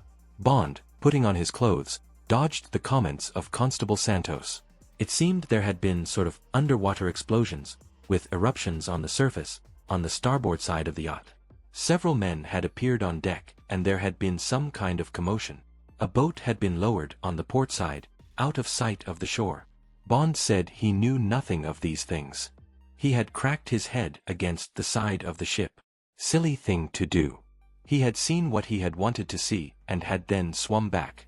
Entirely successful. The constable had been a great help. Thank you very much and good night. Bond would be seeing the commissioner in the morning. Bond walked with careful steadiness up the side street to where he had parked Leiter's Ford. He got to the hotel and telephoned Leiter's room, and together they drove to police headquarters. Bond described what had happened and what he had discovered. Now he didn't care what the consequences might be. He was going to make a report. It was 8 a.m. in London and there were under 40 hours to go to 0 hour. All these straws added up to half a haystack. His suspicions were boiling like a pressure cooker. He couldn't sit on the lid any longer. Leiter said decisively, "You do just that. And I'll file a copy to CIA and endorse it. What's more, I'm going to call up the Manta and tell her to get the hell over here." "You are?" Bond was amazed at this change of tune. "What's got into you all of a sudden?" "Well, I was sculling around the casino taking a good look at anyone I thought might be a shareholder or a treasure hunter. They were mostly in groups, standing around trying to put up the front of having a good time, sunshine holiday and all that. They weren't succeeding. Largo was doing all the work, being gay and boyish. The others looked like private dicks or the rest of the Torrio gang just after the Street Valentine Day massacre. Never seen such a bunch of thugs in my life, dressed up in tuxedos and smoking cigars and drinking champagne and all that. Just a glass or two to show the Christmas spirit. Orders, I suppose. But all of them with that smell one gets to know in the service, or in Pinkerton's for the matter of that. You know, careful, cold fish, thinking of something else kinda look the pros have. Well, none of the faces meant anything to me until I came across a little guy with a furrowed brow and a big egghead with pebble glasses who looked like a Mormon who's got into a whorehouse by mistake. He was peering about nervously, and every time one of these other guys spoke to him, he blushed and said what a wonderful place it was and he was having a swell time. I got close enough to hear him say the same thing to 2 different guys. Rest of the time he just mooned around, sort of helpless and almost sucking a corner of his handkerchief, if you get me. Well, that face meant something to me. I knew I'd seen it before somewhere. You know how it is. So after puzzling for a bit, I went to the reception and told one of the guys behind the desk in a cheery fashion that I thought I'd located an old classmate who'd migrated to Europe, but I couldn't for the life of me remember his name. Very embarrassing, as he seemed to recognize me. Would the guy help? So he came along and I pointed this feller out and he went back to his desk and went through the membership cards and came up with the one I wanted. Seemed he was a man called Trout, Emile Trout. Swiss passport. One of Mr. Largo's group from the yacht. Leiter paused. Well, I guess it was the Swiss passport that did it. He turned to Bond. Remember a fellow called Kotze, East German physicist? Came over to the West about 5 years ago and sang all he knew to the Joint Scientific Intelligence boys? Then he disappeared, thanks to a fat payment for the info, and went to ground in Switzerland. Well, James, take my word for it. That's the same guy. The file went through my hands when I was still with CIA doing desk work in Washington. All came back to me. It was one hell of a scoop at the time. Only saw his mug on the file, but there's absolutely no doubt about it. That man's Kotze. And now what the hell is a top physicist doing on board the Disco? Fits, doesn't it? They had come to police headquarters. Lights burned only on the ground floor. Bond waited until they had reported to the duty sergeant and had gone up to their room before he answered. He stood in the middle of the room and looked at Leiter. He said, "That's the clincher, Felix. So now what do we do? With what you got this evening, I'd pull the whole lot in on suspicion. No question at all." Suspicion of what? Largo would reach for his lawyer and they'd be out in 5 minutes. Democratic processes of the law and so forth. And what single fact have we got that Largo couldn't dodge? Alright, so trout is Katza. We're hunting for treasure, gentlemen. We need an expert mineralogist. This man offered his services. Said his name was Trout. No doubt he's still worried about the Russians getting after him. Next question. Yes, we've got an underwater compartment on the disco. We're going to hunt treasure through it. Inspect it.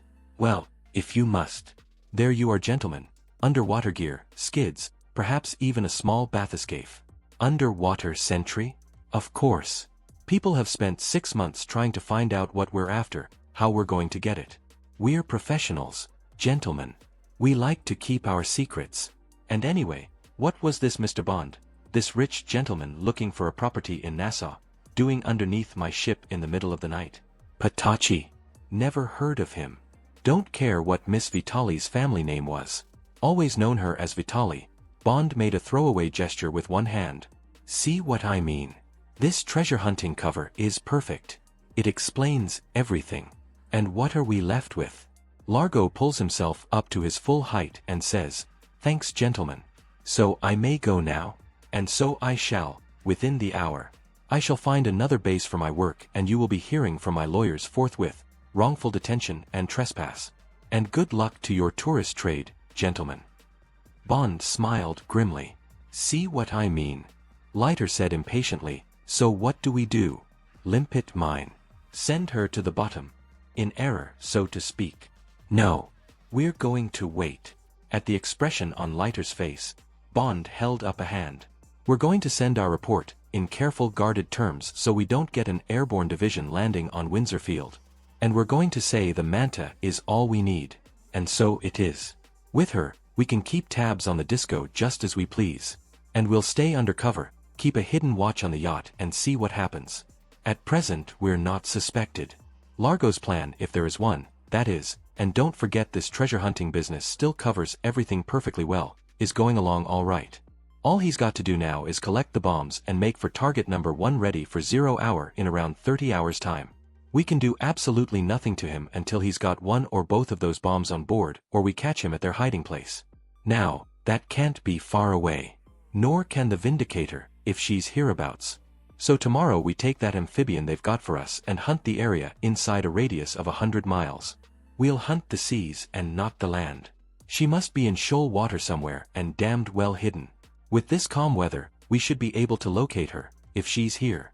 Now, come on. Let's get those reports off and get some sleep. And say we're out of communication for 10 hours. And disconnect your telephone when you get back to your room. However careful we are, this signal is going to set the Potomac on fire as well as the Thames. 6 hours later, in the crystal light of early morning, they were out at Windsor Field and the ground crew was hauling the little Grumman amphibian out of the hangar with a jeep. They had climbed on board and Leiter was gunning the engines when a uniformed motorcycle dispatch rider came driving uncertainly toward them across the tarmac. Bond said, "Get going. Quick. Here comes paperwork." Leiter released the brakes and taxied fast toward the single north-south runway. The radio crackled angrily. Leiter took a careful look over the sky. It was clear. He slowly pushed down on the joystick, and the little plane snarled its way faster and faster down the concrete, and, with a final bump, soared off over the low bush. The radio still crackled. Leiter reached up and switched it off. Bond sat with the Admiralty chart on his lap. They were flying north. They had decided to start with the Grand Bahama Group and have a first look at the possible area of target number 1. They flew at 1,000 feet. Below them the Berry Islands were a necklace of brown spits set in cream and emerald and turquoise. "See what I mean?" said Bond. "You can see anything big through that water down to 50 feet. Anything as big as the Vindicator would have been spotted anywhere on any of the air routes. So I've marked off the areas where there's the minimum traffic. They'd have ditched somewhere well out of the way. Assuming, and it's the hell of an assumption, that, when the disco made off to the southeast on the night of the 3rd, it was a ruse, it'll be reasonable to hunt to the north and the west. She was away 8 hours. 2 of those would have been at anchor doing the salvage work. That leaves 6 hours sailing at around 30 knots. Cut an hour off for laying the false trail, and that leaves 5. I've marked off an area from the Grand Bahamas down to south of the Bimini Group. That fits, if anything fits. Did you get on the commissioner? Yes. He's going to have a couple of good men with day and night glasses keeping an eye on the disco. If she moves from her Palmyra anchorage where she's due back at midday, and if we're not back in time, he'll have her shadowed by one of the Bahama Airways charter planes. I got him quite worried with just 1 or 2 bits of information. He wanted to go to the governor with the story. I said not yet. He's a good man. Just doesn't want too much responsibility without someone else's okay. I used the PM's name to keep him quiet until we get back. He'll play all right. When do you think the Manta could be here? 7ing, I'd say. Leiter's voice was uneasy. I must have been drunk last night to have sent for her. Christ, we're creating one hell of a flap, James. It doesn't look too good in the cold light of dawn. Anyway, what the hell? There's Grand Bahama coming up dead ahead. Want me to give the rocket base a buzz? Prohibited flying area, but we might as well go in up to our ears while we're about it. Just listen to the bawling out, we'll be getting in just a minute or 2. He reached up and switched on the radio. They flew eastward along the 50 miles of beautiful coast toward what looked like a small city of aluminum hutments, among which red and white and silver structures rose like small skyscrapers above the low roofs. That's it, said Leiter. See the yellow warning balloons at the corners of the base? Warning to aircraft and fishermen. There's a flight test on this morning. Better get out to sea a bit and keep south. If it's a full test, they'll be firing toward Ascension Island, about 5,000 miles east. Off the African coast. Don't want to get an Atlas missile up our backsides. Look over there to the left, sticking up like a pencil beside that red and white gantry. Atlas, or a Titan, Intercontinental. Or might be a prototype Polaris. The other 2 gantries will be for Matador and Snark, and perhaps your Thunderbird. That big gun thing, like a howitzer, that's the camera tracker. The 2 saucer-shaped reflectors are the radar screen. Golly, one of them's turning away toward us. We're going to get hell in a minute. That strip of concrete down the middle of the island. That's the skid strip for bringing in missiles that are recallable. Can't see the central control for telemetering and guidance and destruction of the things if they go mad. That'll be underground, one of those squat blockhouse things. Some brass hat'll be sitting down there with his staff getting all set for the countdown or whatever's going to happen and telling someone to do something about that goddamn little plane that's fouling up the works. Above their heads the radio crackled. A metallic voice said, N/AKOI, N/AKOI. You're in a prohibited area. Can you hear me? Change course southwards immediately. N/AKOI. This is Grand Bahama Rocket Base. Keep clear. Keep clear. Leiter said, oh, hell. No use interfering with world progress. Anyway, we've seen all we want. No good getting on the Windsor Field Report to add to our troubles. He banked the little plane sharply. But you see what I mean? If that little heap of ironmongery isn't worth $250 million, my name's P. Rick. And it's just about 100 miles from Nassau. Perfect for the disco. The radio started again. N/AKOI, N/AKOI. You will be reported for entering a prohibited area and for failing to acknowledge. Keep flying south and watch out for sudden turbulence. Over. The radio went silent. Leiter said, that means they're going to fire a test. Keep an eye on them and let me know when. I'll cut down the revs. No harm in watching $10 million of the taxpayers' money being blown off. Look. The radar scanners turned back to the east. They'll be sweating it out in that blockhouse all right. I've seen them at it. Lights 11 be blinking all over the big board way down underground. The kibitzers 11B at their periscopes. Voices'll come down over the PA system. Beacon contact. Warning balloons up. Telemeter contact. Tank pressure okay. Gyros okay. Rocket tank pressure correct. Rocket clear. Recorders alive. Lights all green. 10, 9, 8, 7, 6. Fire. Despite Leiter's graphic countdown, nothing happened. Then, through his glasses, Bond saw a wisp of steam coming from the base of the rocket. Then a great cloud of steam and smoke and a flash of bright light that turned red. Breathlessly, for there was something terrible in the sight, Bond gave the blow-by-blow to Leiter. "It's edging up off the pad. There's a jet of flame. It seems to be sitting on it. Now it's going up like a lift. Now it's off. God, it's going fast. Now there's nothing but a spark of fire in the sky. Now it's gone. Phew." Bond mopped his brow. "Remember that moonraker job I was on a few years back? Interesting to see what the people out front saw. Yeah, you were lucky to get out of that deep fry." Leiter brushed aside Bond's reminiscences. "Now then, next stop those spits in the ocean north of Bimini and then a good run down the Bimini Group. Around 70 miles southwest. Keep an eye out. If we miss those dots, we'll end up in the grounds of the Fontainebleau in Miami." A quarter of an hour later, the tiny necklet of Ks showed up. They were barely above the waterline. There was much shoal.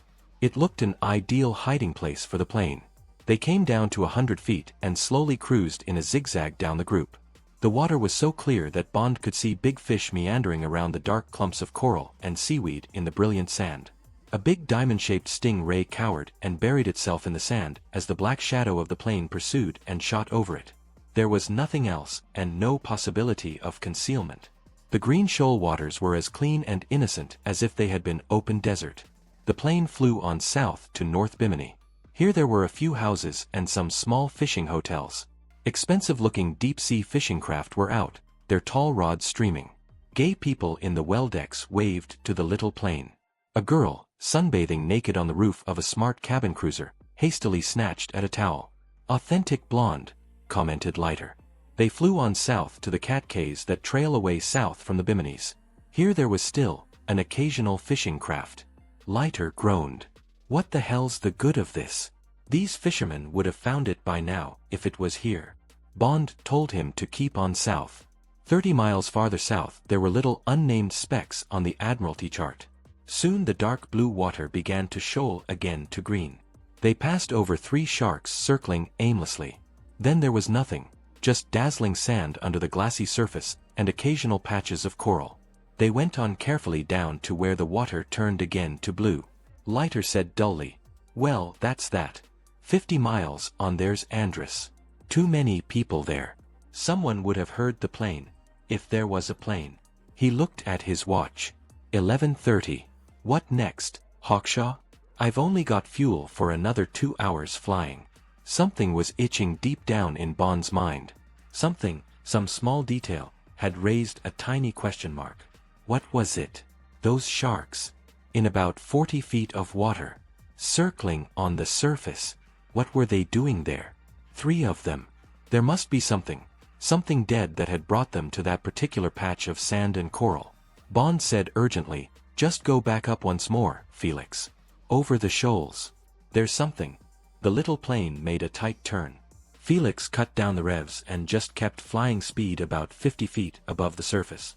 Bond opened the door and craned out, his glasses at short focus. Yes, there were the sharks, 2 on the surface with their dorsals out, and 1 deep down. It was nosing at something.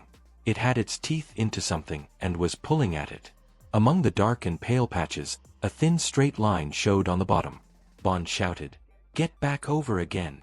The plane zoomed round and back. Christ! Why did they have to go so fast? But now Bond had seen another straight line on the bottom, leading off at 90 degrees from the first.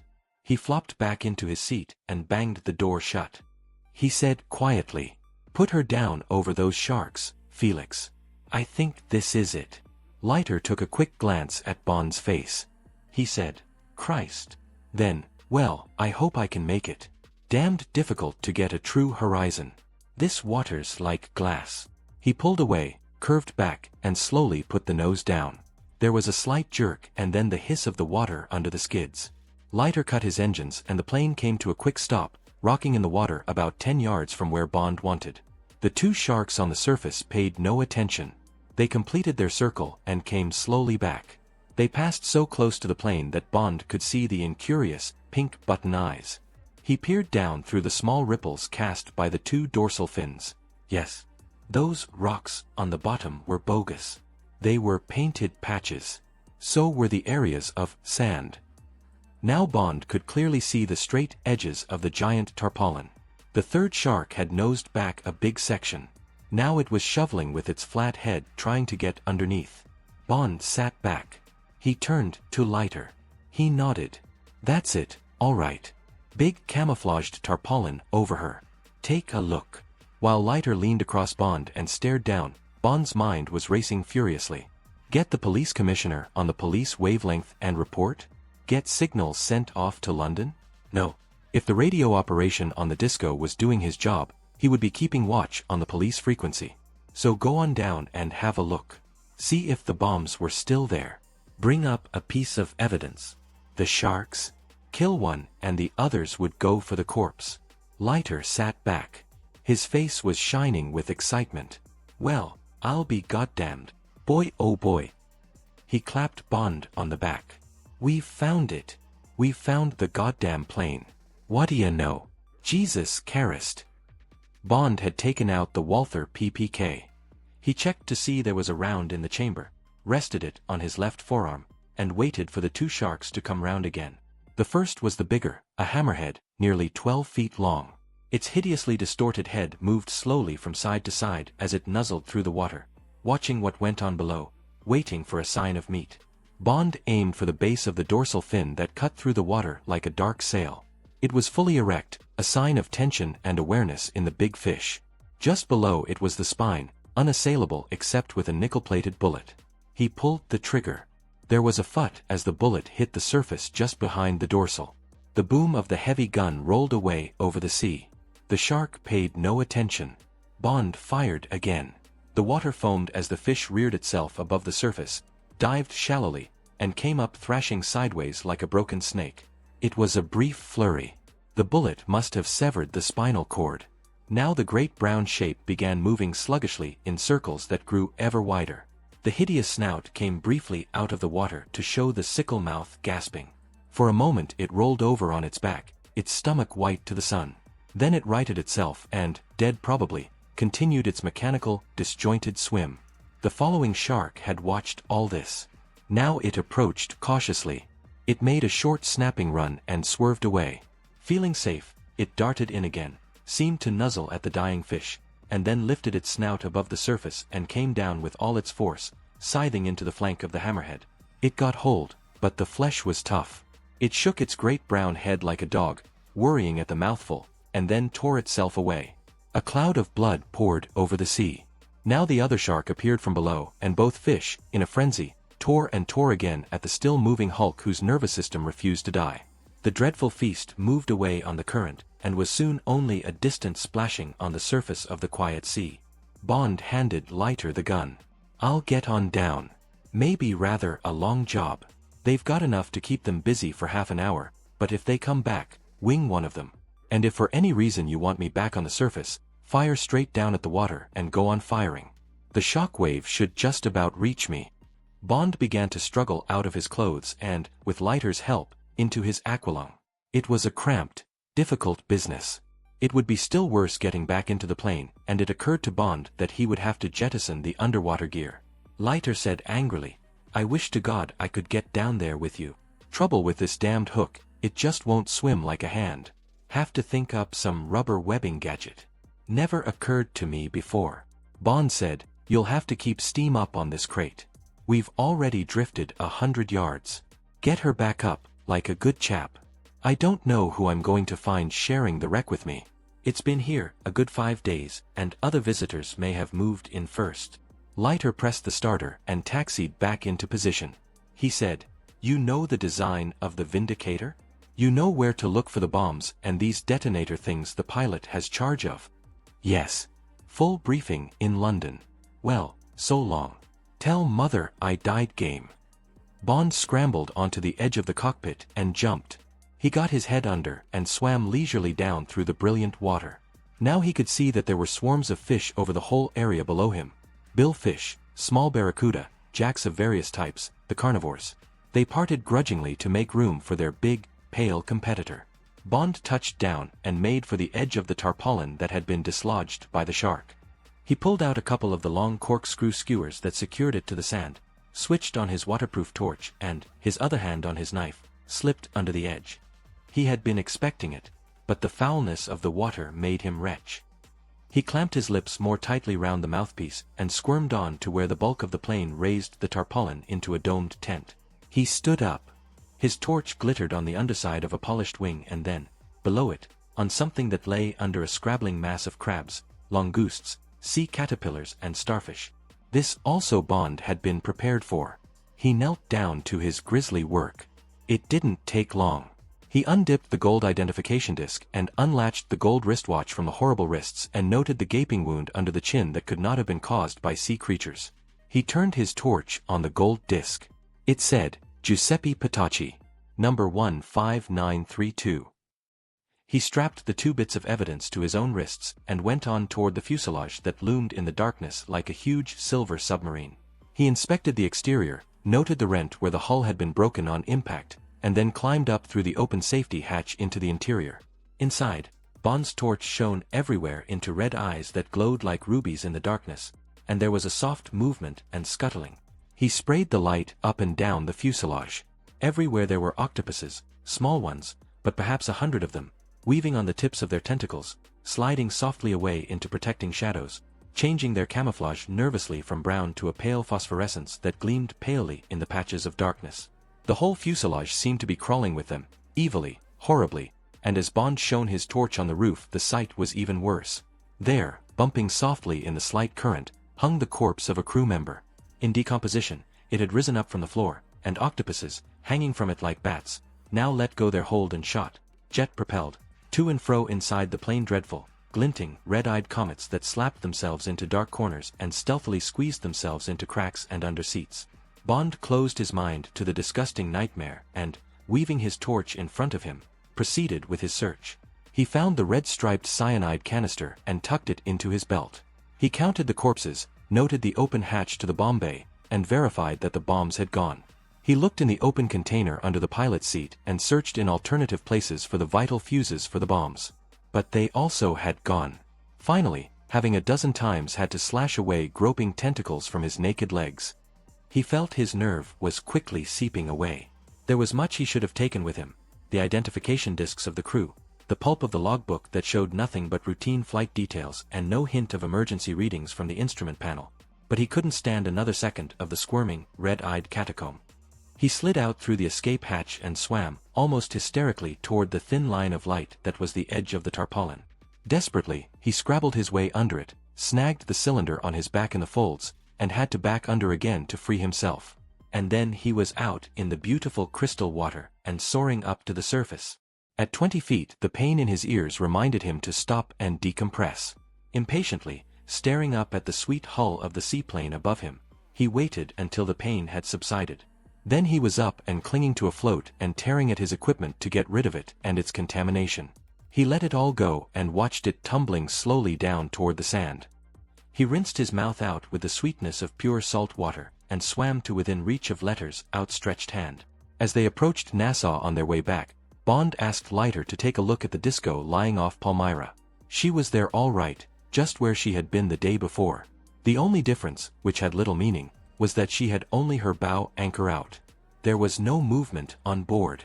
Bond was thinking that she looked beautiful and quite harmless lying there reflecting her elegant lines in the mirror of the sea, when Leiter said excitedly, "Say, James, take a look at the beach place. The boathouse alongside the creek. See those double tracks leading up out of the water? Up to the door of the boathouse. They look odd to me. They're deep. What could have made them?"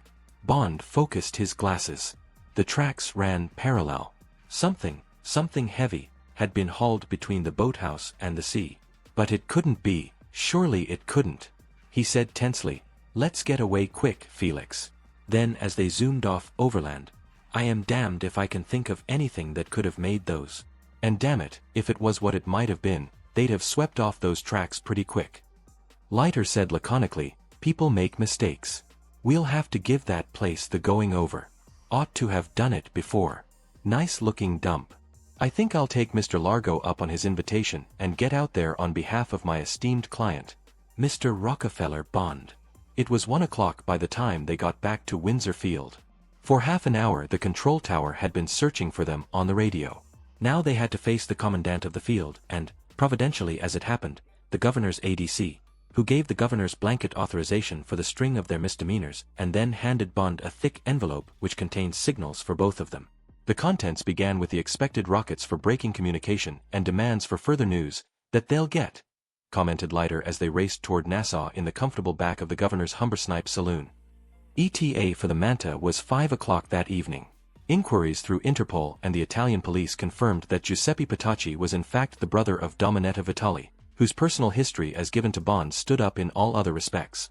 The same sources confirmed that Emilio Largo was a big-time adventurer and suspected crook, though technically his dossier was clean. The source of his wealth was unknown but did not stem from funds held in Italy. The disco had been paid for in Swiss francs. The constructors confirmed the existence of the underwater compartment. It contained an electric hoist and provision for launching small underwater craft and releasing skin divers. In Largo's specifications, this modification to the hull had been given as a requirement for underwater research. Further inquiry into the shareholders had yielded no further facts, with the significant exception that most of their backgrounds and professions dated back no further than 6 years. This suggested the possibility that their identities might be of recent fabrication, and, at any rate in theory, this would equate with possible membership of Spectre, if such a body did in fact exist. Kotze had left Switzerland for an unknown destination 4 weeks previously. Latest photographs of the man were on the midday Pan-American plane. Nevertheless, the Thunderball war room had to accept the solidity of Largo's cover unless further evidence came to hand, and the present intention was to continue the worldwide search while allotting priority to the Bahamas area. In view of this priority, and the extremely urgent time factor, Brigadier Fairchild, C.B., DSO, British military attaché in Washington, with Rear Admiral Carlson, USN Ret., until recently Secretary to the U.S. Chiefs of Staff Committee, would be arriving at 1900 EST by the President's Boeing 707 Columbine to take joint command of further operations. The full cooperation of Messrs. Bond and Leiter was requested and, until the arrival of above-named officers, full reports every hour on the hour were to be radioed to London, copied to Washington, under joint signature. Leiter and Bond looked at each other in silence. Finally Leiter said, "James, I propose we disregard the last bit and take formal note of remainder. We've already missed 4 hours and I don't propose we spend the rest of the day sweating it out in our radio room. There's just too much to do. Tell you what. I'll do the stint of telling them the latest and then I'll say we're going off the air in view of the new emergency. I then propose to go and look over Palmyra on your behalf, sticking to our cover story. And I propose to have a damned good look at the boathouse and see what those tracks mean. Right. Then, at 5, we'll rendezvous with the Manta and prepare to intercept the disco if and when she sails. As for the big brass in the President's Special, well they can just play pinochle in Government House until tomorrow morning. Tonight's the night and we just can't waste it on the after you Alphonse routine." Okay. Bond reflected. They were coming into the outskirts of Nassau, through the shantytown slums tucked away behind the millionaire facade along the waterfront. He had disobeyed many orders in his life, but this was to disobey the Prime Minister of England and the President of the United States, a mighty left and right. But things were moving a damned sight too fast. M had given him this territory and right or wrong, M would back him up, as he always backed up his staff, even if it meant M's own head on a charger. Bond said, "I agree, Felix. With the Manta we can manage this on our own. The vital thing is to find out when those bombs go on board the disco. I've got an idea for that. May work, may not. It means giving the Vitali girl a rough time, but I'll try and handle that side. Drop me at the hotel and I'll get cracking. Meet you here again around 4:30. I'll call up Harling and see if he's got anything new on the disco and ask him to pass the word upstairs to you if anything's cooking. You've got all that straight about the plane?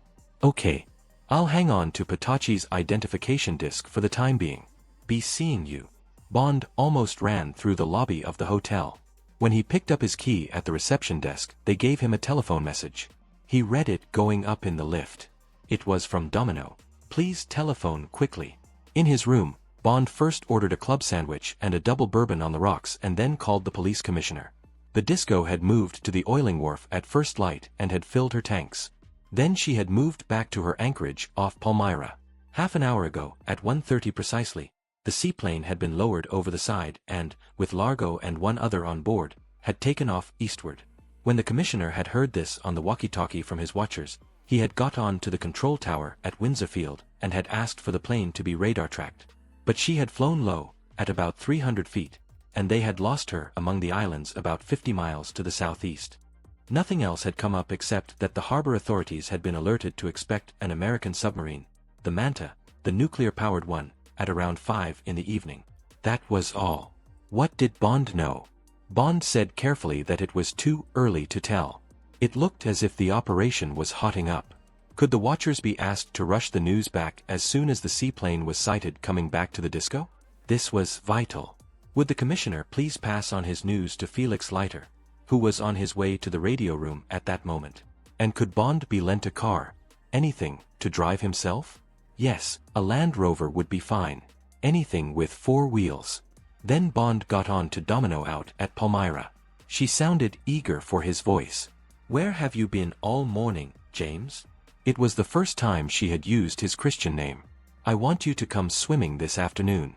I have been told to pack and come on board this evening. Emilio says they are going after the treasure tonight.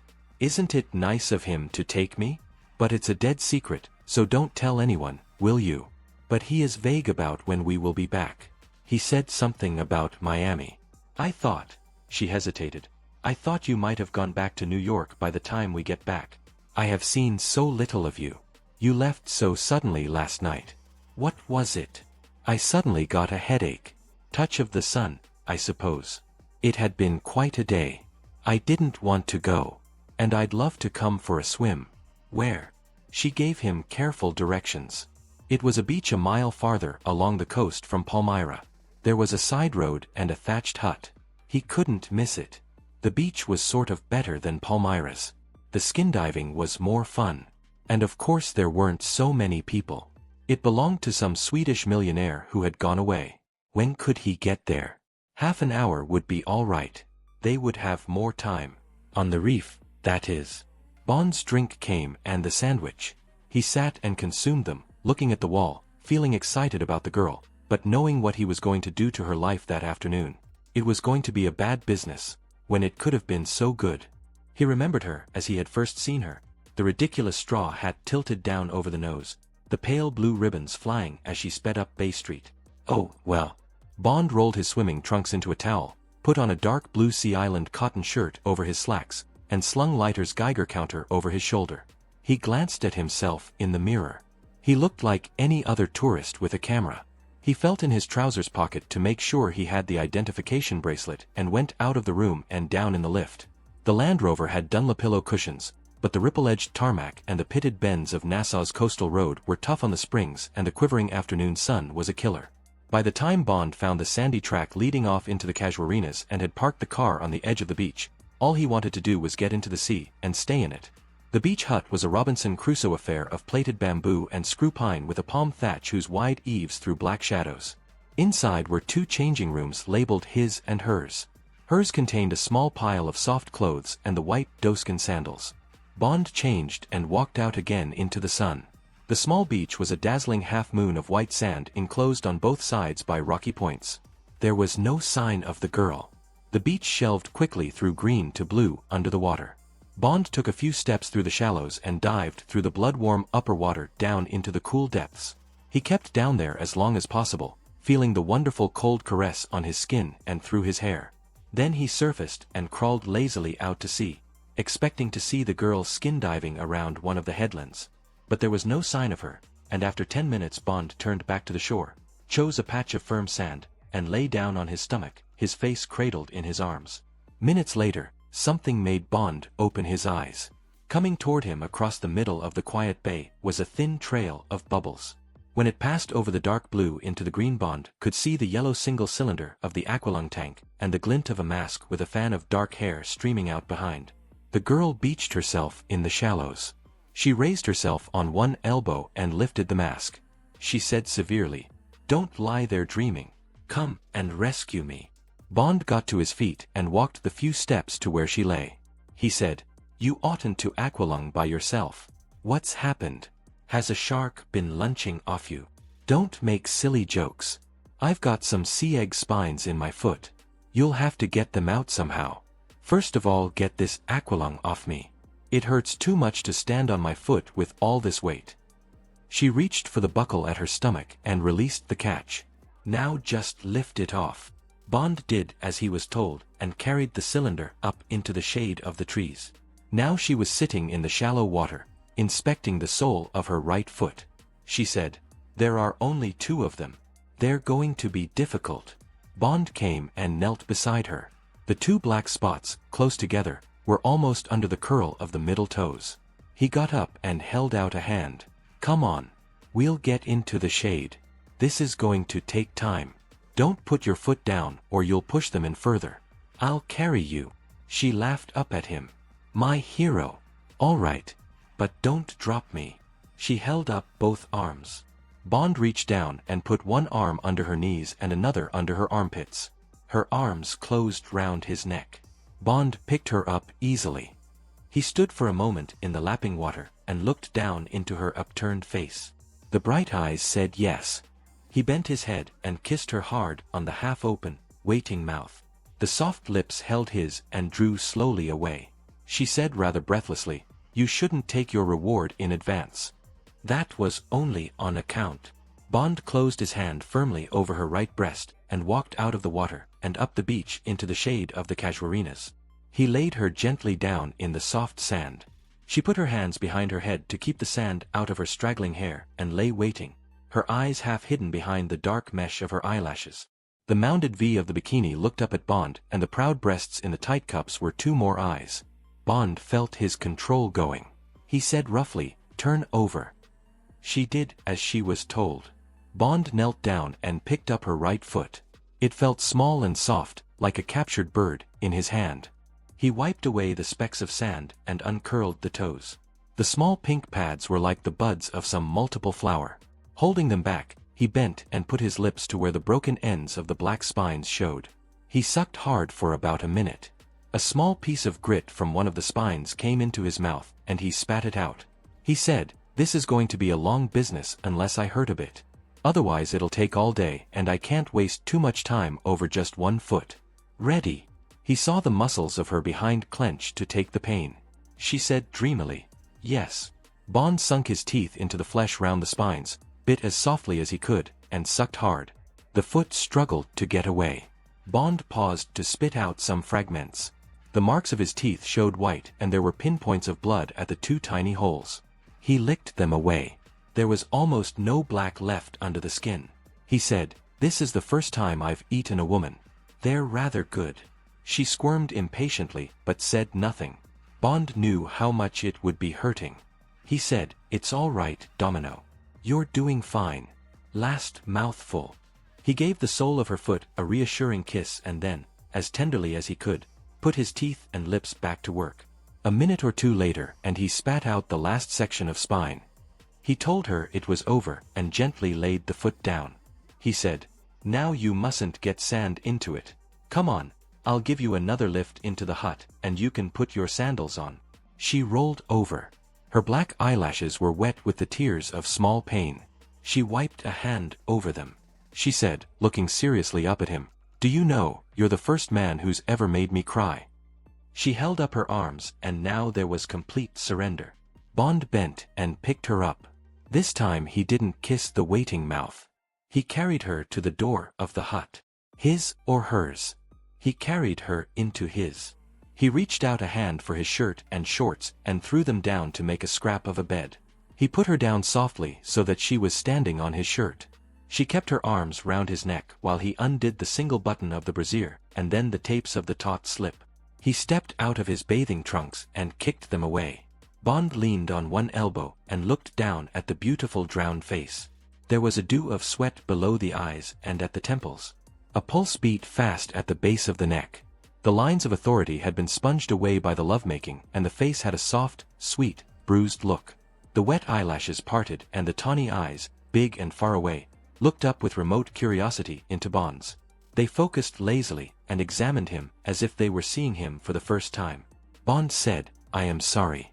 I shouldn't have done that." The words amused her. The dimples at each side of the mouth deepened into clefts. She said, "You talk like a girl who has had it for the first time. Now you are frightened that you will have a baby. You will have to tell your mother." Bond leaned down and kissed her. He kissed the two corners of her mouth, and then the parted lips. He said, "Come and swim. Then I must talk to you." He got to his feet and held out his hands. Reluctantly she took them. He pulled her up and against him. Her body flirted with his, knowing it was safe. She smiled impishly up at him and became more wanton. Bond crushed her fiercely to him, to stop her, and because he knew they had only a few more minutes of happiness. He said, "Stop it, Domino, and come on. We don't need any clothes. The sand won't hurt your foot." "I was only pretending," she said. "So was I when I came out of the sea. The spines didn't hurt all that much. And I could have cured them if I'd wanted to, like the fishermen do. You know how." Bond laughed. "Yes, I do. Now, into the sea." He kissed her once and stood back and looked at her body to remember how it had been. Then he turned abruptly and ran to the sea and dived deeply down. When he got back to shore she was already out and dressing. Bond dried himself. He answered her laughing remarks through the partition with monosyllables. Finally she accepted the change in him. She said, "What is the matter with you, James? Is anything wrong?" "Yes, darling." Pulling on his trousers, Bond heard the rattle of the little gold chain against the coins in his pocket. He said, "Come outside. I've got to talk to you." Sentimentally, Bond chose a patch of sand on the other side of the nut from where they had been before. She came out and stood in front of him. She examined his face carefully, trying to read it. Bond avoided her eyes. He sat with his arms around his knees and looked out to sea. She sat down beside him, but not close. She said, "You are going to hurt me. Is it that you two are going away? Be quick. Do it cleanly, and I will not cry." Bond said, "I am afraid it's worse than that, Domino. It's not about me. It's about your brother." Bond sensed the stiffening of her body. She said in a low, tense voice, "Go on. Tell me." Bond took the bracelet out of his pocket and silently handed it to her. She took it. She hardly gave it a glance. She turned a little away from Bond. "So he is dead. What happened to him?" "It is a bad story, and a very big one. It involves your friend Largo. It is a very great conspiracy. I am here to find out things for my government. I am really a kind of policeman. I am telling you this, and I will tell you the rest because hundreds and perhaps thousands of people will die unless you help to prevent it. That is why I had to show you that bracelet and hurt you so that you would believe me. I am breaking my oath in doing this. Whatever happens, whatever you decide to do, I trust you not to tell what I am going to say.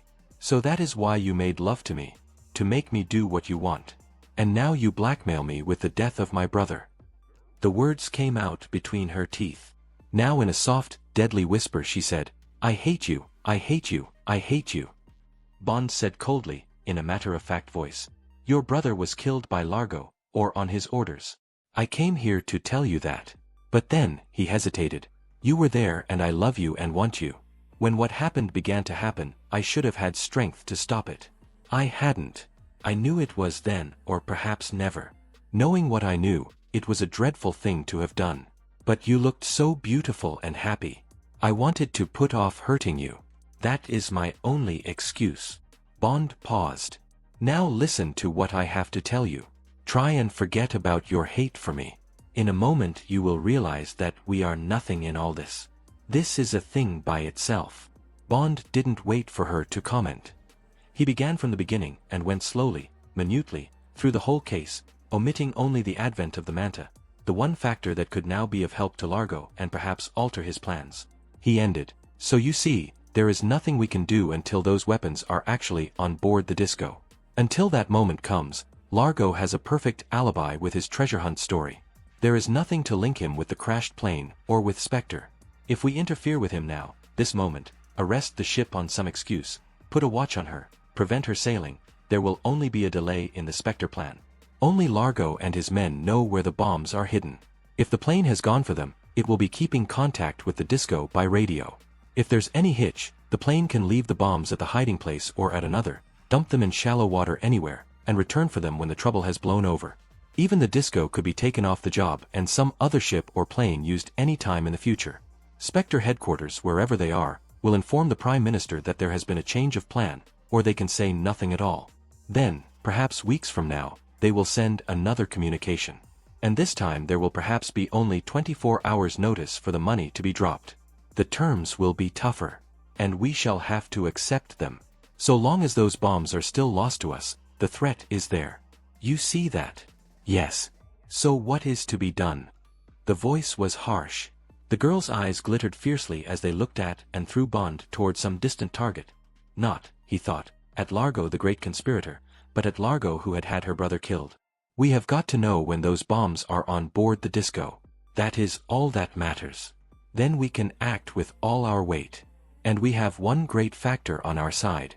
We are pretty sure that Largo feels secure. He still believes that the wonderful plan, and it is wonderful, is going exactly as it was meant to do. That is our strength and our only strength. You see that? And how are you to know when the bombs come on board the yacht? You must tell us. Yes. The monosyllable was dull, indifferent. But how am I to know? And how am I to tell you? This man is no fool. He is only foolish in wanting his mistress. She spat the word out. When so much else is at stake. She paused. These people have chosen badly. Largo cannot live without a woman within reach. They should have known that. When did Largo tell you to come back on board? 5. The boat is coming to fetch me at Palmyra. Bond looked at his watch. It is now 4. I have this Geiger counter. It is simple to use. It will tell at once if the bombs are on board. I want you to take it with you. If it says there is a bomb on board, I want you to show a light at your porthole. Switch the lights on in your cabin several times, anything like that. We have men watching the ship. They will be told to report. Then get rid of the Geiger counter. Drop it overboard. She said scornfully, that is a silly plan. It is the sort of melodramatic nonsense people write about in thrillers. In real life people don't go into their cabins and switch on their lights in daylight. No. If the bombs are there, I will come up on deck, show myself to your men. That is natural behavior. If they are not there, I will stay in my cabin. All right. Have it your own way. But will you do this? Of course. If I can prevent myself killing Largo when I see him. But on condition that when you get him, you will see that he is killed. She was entirely serious. She looked at him with matter-of-fact eyes as if he were a travel agent and she were reserving a seat on a train. I doubt if that will happen. I should say that every man on board will get a life sentence in prison. She considered this. Yes, that will do. That is worse than being killed. Now show me how this machine works. She got to her feet and took a couple of steps up the beach. She seemed to remember something. She looked down at the bracelet in her hand. She turned and walked down to the edge of the sea and stood for a moment looking out across the quiet water. She said some words that Bond couldn't hear. Then she leaned back and with all her strength threw the gold chain far out over the shoal into the dark blue. The chain twinkled briefly in the strong sun and there was a small splash. She watched the ripples widen and, when the smashed mirror was whole again, turned and walked back up the sand, her small limp leaving footmarks of uneven depth. Bond showed her the working of the machine. He eliminated the wristwatch indicator and told her to depend entirely on the telltale clicking. Anywhere in the ship should be all right, he explained. But better near the hold if you can get there. Say you want to take a photograph from the well deck aft or something. This thing's made up to look like a Rolleiflex. It's got all the Rolleiflex lenses and gadgets on the front, lever to press and all. It just hasn't got a film. You could say that you decided to take some farewell pictures of Nassau and the yacht, couldn't you? Yes. The girl, who had been listening attentively, now seemed distracted. Tentatively she put out a hand and touched Bond's arm. She let the hand fall. She looked up at him and then swiftly away. She said shyly, what I said about hating you. That is not true. I didn't understand. How could I? All this terrible story. I still can't quite believe it, believe that Largo has anything to do with it. We had a sort of an affair in Capri. He is an attractive man. Everyone else wanted him. It was a challenge to take him from all these other smart women. Then he explained about the yacht and this wonderful trip looking for treasure. It was like a fairy tale. Of course I agreed to come. Who wouldn't have? In exchange, I was quite ready to do what I had to do. She looked briefly at him and away. I am sorry, but that is how it is. When we got to Nassau and he kept me ashore, away from the yacht, I was surprised but I was not offended. The islands are beautiful. There was enough for me to do. But what you have told me explains many small things. I was never allowed in the radio room. The crew were silent and unfriendly. They treated me like someone who was not wanted on board, and they were on curious terms with Largo, more like equals than paid men. And they were tough men and better educated than sailors usually are. So it all fits. I can even remember that, for a whole week before last Thursday, Largo was terribly nervous and irritable. We were already getting tired of each other. I put it down to that. I was even making plans for flying home by myself. But he has been better the last few days, and when he told me to be packed and ready to come on board this evening, I thought I might just as well do as he said. And of course I was very excited over this treasure hunt. I wanted to see what it was all about. But then, she looked out to sea. There was you. And this afternoon, after what happened, I had decided to tell Largo I would not go. I would stay here and see where you went and go with you.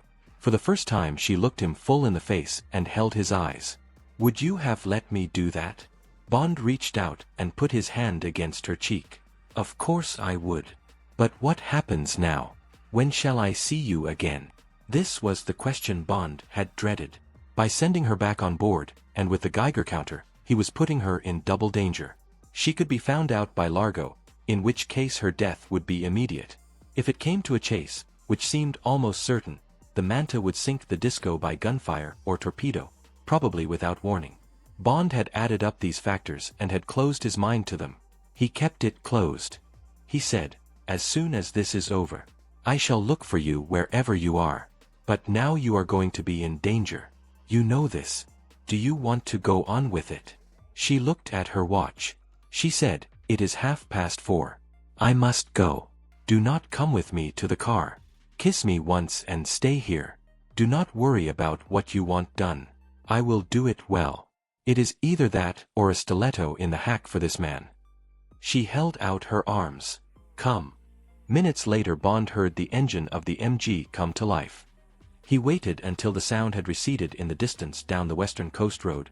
Then he went to the Land Rover and climbed in and followed. A mile down the coast, at the two white obelisks that marked the entrance to Palmyra, dust still hung in the driveway. Bond sneered at his impulse to drive in after her and stop her from going out to the yacht. What in hell was he thinking of? He drove on fast down the road to Old Fort Point, where the police watchers were housed in the garage of a deserted villa. They were there, one man reading a paperback in a canvas chair while the other sat before tripod binoculars that were trained on the Disco through a gap in the blinds of a side window. The khaki walkie-talkie set was beside them on the floor. Bond gave them the new briefing and got on the radio to the police commissioner and confirmed it to him. The commissioner passed two messages to him from Leiter. One was to the effect that the visit to Palmyra had been negative, except that a servant had said the girl's baggage had gone on board the Disco that afternoon. The boathouse was completely innocent. It contained a glass-bottomed boat and pedalo. The pedalo would have made the tracks they had seen from the air. The second message said that the Manta was expected in 20 minutes. Would Bond meet Leiter at the Prince George wharf, where she would dock? The Manta, coming with infinite caution up channel, had none of the greyhound elegance of the conventional submarine. She was blunt and thick and ugly. The bulbous metal cucumber, her rounded nose shrouded with tarpaulin to hide the secrets of her radar scanner from the Nasavians, held no suggestion of her speed, which Leiter said was around 40 knots submerged. But they won't tell you that, James. That's classified. I guess we're going to find that even the paper in the can is classified when we go aboard. Watch out for these Navy guys. Nowadays they're so tight-lipped they think even a belch is a security risk. What else do you know about her? Well, we won't tell this to the captain, but of course in CIA we had to be taught the basic things about these atom subs, so we could brief agents on what to look for and recognize clues in their reports. She's one of the George Washington class, about 4,000 tons, crew of around 100, cost about $100 million. Range, anything you want until the chow runs out or until the nuclear reactor needs topping up, say every 100,000 miles or so. If she has the same armament as the George Washington, she'll have 16 vertical launching tubes, 2 banks of 8, for the Polaris solid fuel missile. These have a range of around 1,200 miles. The crews call the tubes Thesherwood Forest, because they're painted green and the missile compartment looks like rows of great big tree trunks. These Polaris jobs are fired from way down below the surface. The sub stops and holds dead steady. They have the ship's exact position at all times through radio fixes and star sights through a tricky affair called a star tracker periscope. All this dope is fed into the missiles automatically. Then the chief gunner presses a button and a missile shoots up through the water by compressed air. When it breaks surface, the solid fuel rockets ignite and take the missile the rest of the way. Hell of a weapon, really, when you come to think of it. Imagine these damn things shooting up out of the sea anywhere in the world and blowing some capital city to smithereens. We've got 6 of them already and we're going to have more. Good deterrent when you come to think of it. You don't know where they are or when. Not like bomber bases and firing pads and so on you can track down and put out of action with your first rocket wave. Bond commented drily, they'll find some way of spotting them. And presumably an atomic depth charge set deep would send a shockwave through hundreds of miles of water and blow anything to pieces over a huge area. But has she got anything smaller than these missiles? If we're going to do a job on the Disco, what are we going to use? She's got 6 torpedo tubes up front, and I dare say she's got some smaller stuff machine guns and so forth. The trouble's going to be to get the commander to fire them. He's not going to like firing on an unarmed civilian yacht on the orders of a couple of plainclothes guys, and one of them a limey at that. Hope his orders from the Navy Department are as solid as mine and yours. The huge submarine bumped gently against the wharf. Lines were thrown and an aluminum gangplank was run ashore. There was a ragged cheer from the crowd of watchers being held back by a cordon of police. Leiter said, "Well, here we go. And to one hell of a tad start. Not a hat between us to salute the quarter deck with. You curtsy, I'll bow." The interior of the submarine was incredibly roomy, and it was stairs and not a ladder that led down into the interior. There was no clutter, and the sparkling paintwork was in two-tone green. Power lines painted in vivid colors provided a cheerful contrast to the almost hospital decor. Preceded by the officer of the watch, a young man of about 28, they went down 2 decks. The air, 70 degrees with 46% humidity, explained the officer, was beautifully cool.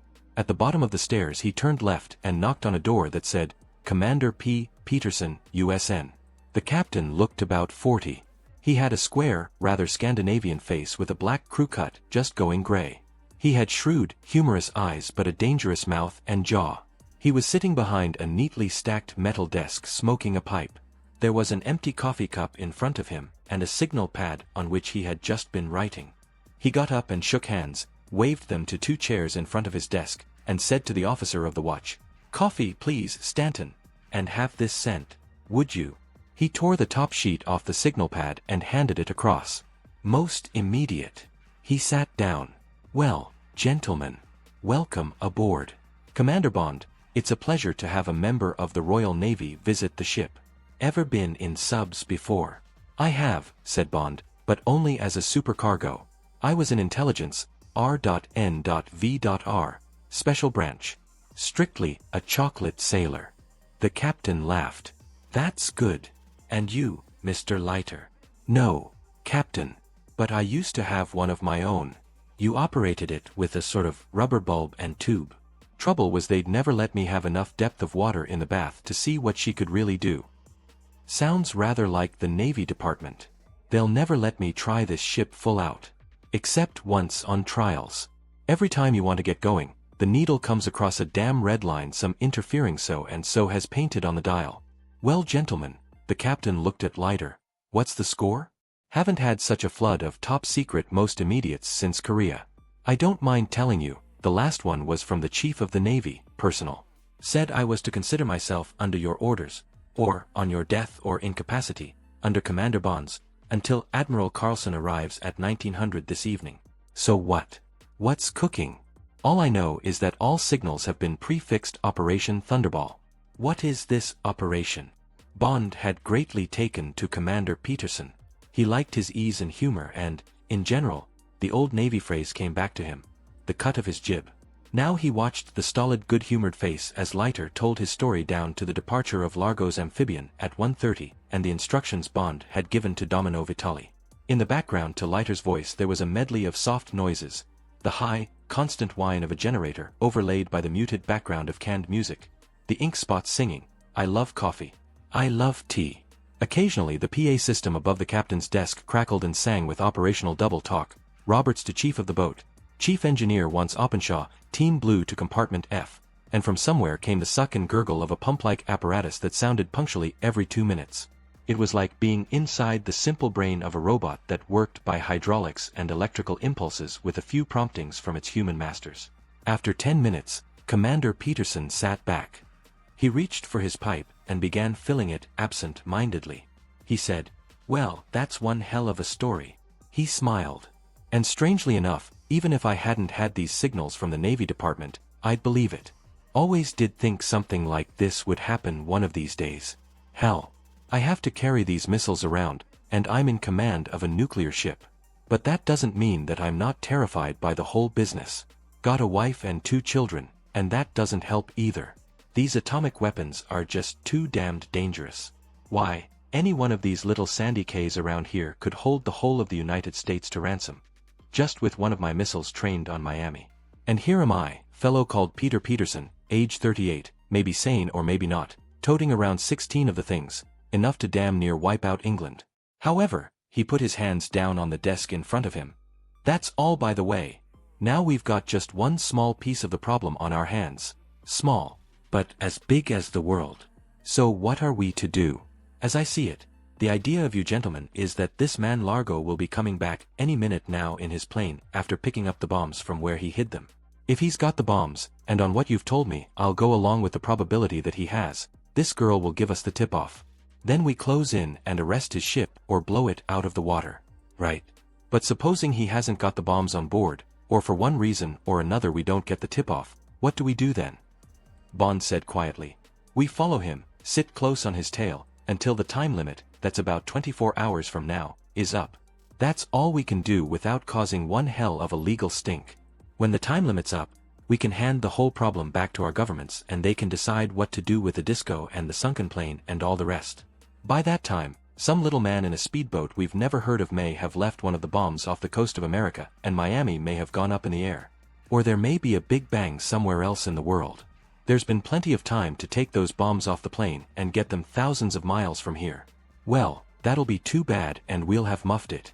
But at this moment we're in the position of a detective watching a man he thinks is going to commit a murder. Doesn't even know for sure whether he's got a gun on him or not. There's nothing the detective can do but follow the man and wait until he actually pulls the gun out of his pocket and points it. Then, and only then, the detective can shoot the man or arrest him." Bond turned to Leiter. "I assent that about it, Felix. That's how it figures.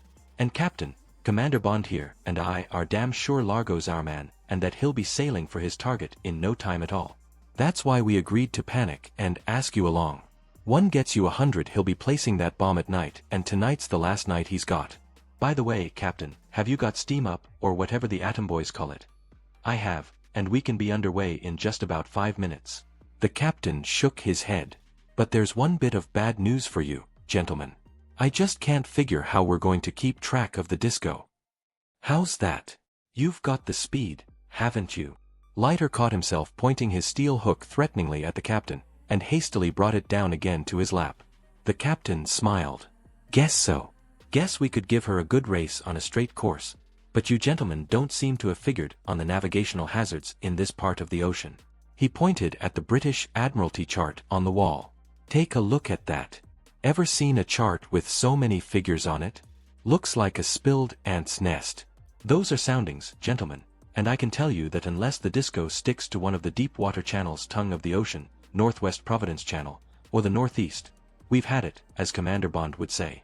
All the rest of that area," he waved a hand, "may look the same blue color on a map, but after your trip in that Grumman Goose you know darned well it isn't the same blue color.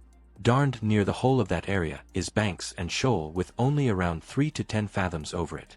If I was quite crazy and looking for a nice cozy job ashore, I'd take the ship along surfaced in 10 fathoms, if I could bribe the navigator and seal off the echo sounder from crew members. But even if we got a long spell of 10 fathoms on the chart, you got to remember that's an old chart, dates back to the days of sail, and these banks have been shifting for more than 50 years since it was drawn up. Then there's the tides that set directly onto and off the banks, and the coral niggerheads that won't show up on the echo sounder until you hear the echo of them smashing up the hull or the screw. The captain turned back to his desk. No, gentlemen. This Italian vessel was darned well chosen. With that hydrofoil device of hers, she probably doesn't draw more than a fathom. If she chooses to keep to the shallows, we just haven't got a chance. And that's flat. The captain looked from one to another of them. Want me to call up the Navy Department and have Fort Lauderdale take over with those fighter bombers you've got on call? Get them to do a shadowing job? The two men looked at each other. Bond said, "She won't be showing lights.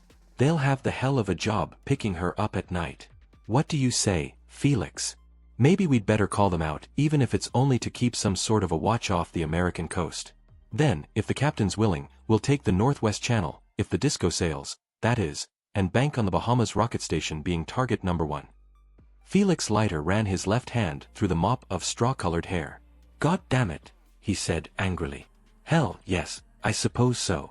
We're looking fools enough already bringing the Manta on stage. What's a squadron of planes? Sure. We've just got to back our hunch that it's Largo and the disco.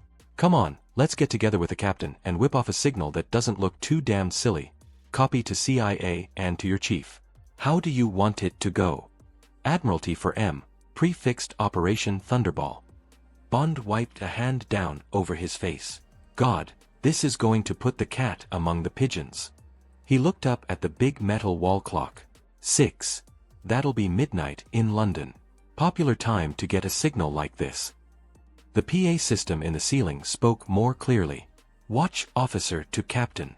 Police officer with urgent message for Commander Bond." The captain pressed a switch and spoke into a desk microphone. "Bring him below.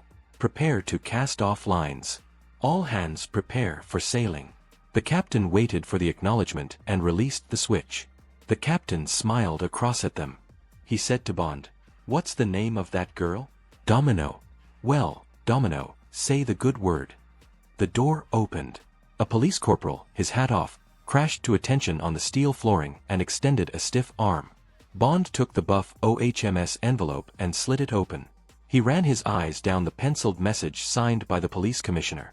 Unemotionally, he read out, "Plane returned 17:30 hoisted inboard, disco sailed at 17:55, full speed, course northwest stop girl did not reappear on deck after boarding." Bond borrowed a signal blank from the captain and wrote, "Manta will endeavor shadow via Northwest Providence Channel stop. Fighter-bomber squadron from Fort Lauderdale will be asked. Through Navy Department to cooperate within radius of 200 miles off Florida coast stop. Manta will keep contact through Windsor Field Air Control stop Navy Department and Admiralty being informed stop please inform Governor also Admiral Carlson and Brigadier Fairchild on arrival." Bond signed the message and passed it to the captain, who also signed, as did Leiter. Bond put the message in an envelope and gave it to the corporal, who wheeled smartly and clanked out in his heavy boots. When the door was shut, the captain pressed down the switch on the intercom. He gave orders to sail, surfaced, course due north, at 10 knots. Then he switched off. In the short silence, there was a flurry of background noise, piping of bosun's whistles, a thin mechanical whine, and the sound of running feet. The submarine trembled slightly. The captain said quietly, "Well, gentlemen, that's that. I'd like to have the goose a bit less wild and a bit more solid. But I'll be glad to chase her for you. Now then, that signal." With only half his mind on the wording of the signal, Bond sat and worried about the significance of the commissioner's message and about Domino. It looked bad. It looked as if either the plane had not brought back the 2 bombs, or one of them, in which case the mobilization of the Manta and of the fighter bombers was a pretty meaningless precaution, hardly justified by the evidence. It could easily be that the crashed Vindicator and the missing bombs were the work of some entirely different group and that, while they chased the disco, the field was being left clear for Spectre. But Bond's instincts refused to allow him to accept this possibility. As cover, the whole Disco Largo setup was 100% watertight. It could not be faulted in any respect. That in itself was enough to arouse Bond's suspicions. A plot of this magnitude and audacity would only have been conceived under faultless cover and down to the smallest detail. Largo could have just set off on his treasure hunt, and everything, down to the last-minute plane recce of the treasure location, to see if there were any fishing boats about for instance, fitted in with that possibility. Or he could be sailing to lay the bomb, adjust the time fuse for perhaps a few hours after the deadline to allow time for its recovery or destruction if England and America at the last moment agreed to pay the ransom, and get far enough away from the danger area to avoid the explosion and establish an alibi. But where was the bomb? Had it arrived on board in the plane, and had Domino for some reason been unable to go up on deck to make her signal? Or was it going to be picked up en route to the target area? The westerly course from Nassau, heading perhaps for the Northwest Light, through the Berry Island Channel, fitted both possibilities. The sunken plane lay westward, south of the Bimini's, and so did Miami and other possible targets on the American coast. Or, after passing through the channel, about 50 miles west of Nassau, the Disco could veer sharply northward and, after another 50 miles of sailing through shoal water that would discourage pursuit, get back into the Northwest Providence Channel and make straight for the Grand Bahamas and the missile station. Bond, fretted with indecision and the fear that he and Leiter were making majestic fools of themselves, forced himself to face one certainty. He and Leiter and the Manta were engaged on a crazy gamble. If the bomb was on board, if the Disco veered north for the Grand Bahamas and the missile station, then, by racing up the Northwest Channel, the Manta might intercept her in time. But if this gamble came off, with all its possibilities of error, why hadn't Domino made her signal? What had happened to her? The Disco, a dark torpedo leaving a deep, briefly creaming wake, hurtled across the indigo mirror of the sea. In the big stateroom there was silence save for the dull boom of the engines and the soft tinkle of a glass on the sideboard. Although, as a precaution, the storm shutters were battened down over the portholes, the only light inside came from a single port navigation lantern hung from the roof. The dim red light only just illuminated the faces of the 20 men sitting round the long table, and the red and black shadowed features, contorting with a slight sway of the top light, gave the scene the appearance of a conspiracy in hell. At the top of the table Largo, his face, though the cabin was air-conditioned, shining with sweat, began to speak. His voice was tense and hoarse with strain. "I have to report that we are in a state of emergency. Half an hour ago, number 17 found Miss Vitali in the well deck. She was standing fiddling with a camera. When number 17 came upon her she lifted the camera and pretended to take a photograph of Palmyra, although the safety cap was over the lens. Number 17 was suspicious. He reported to me. I went below and took her to her cabin. She struggled with me. Her whole attitude aroused my suspicions. I was forced to subdue her by drastic measures. I took the camera and examined it." Largo paused. He said quietly, "The camera was a fake. It concealed a Geiger counter. The counter was, very naturally, registering over 500 milliroentgens. I brought her back to consciousness and questioned her. She refused to talk. In due course I shall force her to do so, and then she will be eliminated. It was time to sail. I again rendered her unconscious and roped her securely to her bunk. I have now summoned this meeting to acquaint you of this occurrence, which I have already reported to number 2. Largo was silent. A threatening, exasperated growl came from round the table. Number 14, one of the Germans, said through his teeth. "And what, Mr. Number 1, did number 2 have to say about this?" "He said we were to carry on. He said the whole world is full of Geiger counters looking for us. The secret services of the whole world have been mobilized against us. Some busybody in Nassau, the police probably, was perhaps ordered to have a radiation search made of all ships in harbor. Perhaps Miss Vitali was bribed to bring the counter on board. But number 2 said that once we have placed the weapon in the target area there will be nothing to fear. I have had the radio operator listening for unusual traffic between Nassau and the coast. The density is quite normal. If we were suspected, Nassau would be deluged with wireless traffic from London and Washington. But all is quiet. So the operation will proceed as planned. When we are well away from the area, we will dispose of the lead casing of the weapon. The lead casing will contain Miss Vitali." Number 14 persisted. "But you will first obtain the truth from this woman? It is not pleasant for our future plans to think that we may be under suspicion. Interrogation will begin as soon as the meeting is over. If you want my opinion, those 2 men who came on board yesterday, this Bond and the man Larkin, may be involved. They may be secret agents. The so-called Larkin had a camera. I did not look at it closely, but it was similar to that in the possession of Miss Vitali. I blame myself for not having been more careful with these 2 men, but their story was convincing. On our return to Nassau tomorrow morning, we shall have to be circumspect. Miss Vitali will have fallen overboard. I will work out the details of the story. There will be an inquest. This will be irritating but nothing more. Our witnesses will be unshakable. It will be wise to use the coins as additional alibi for our whereabouts tonight. Number 5, is the state of erosion of the coins satisfactory? Number 5, Kotze the physicist said judiciously, it is no more than adequate. But they will pass examination, a cursory examination. They are authentic doubloons and reals of the early 17th century. Seawater has no great effect on gold and silver. I have used a little acid to pit them. They will of course have to be handed to the coroner and declared as treasure trove. It would need a far greater expert than he or the court to pass judgment on them.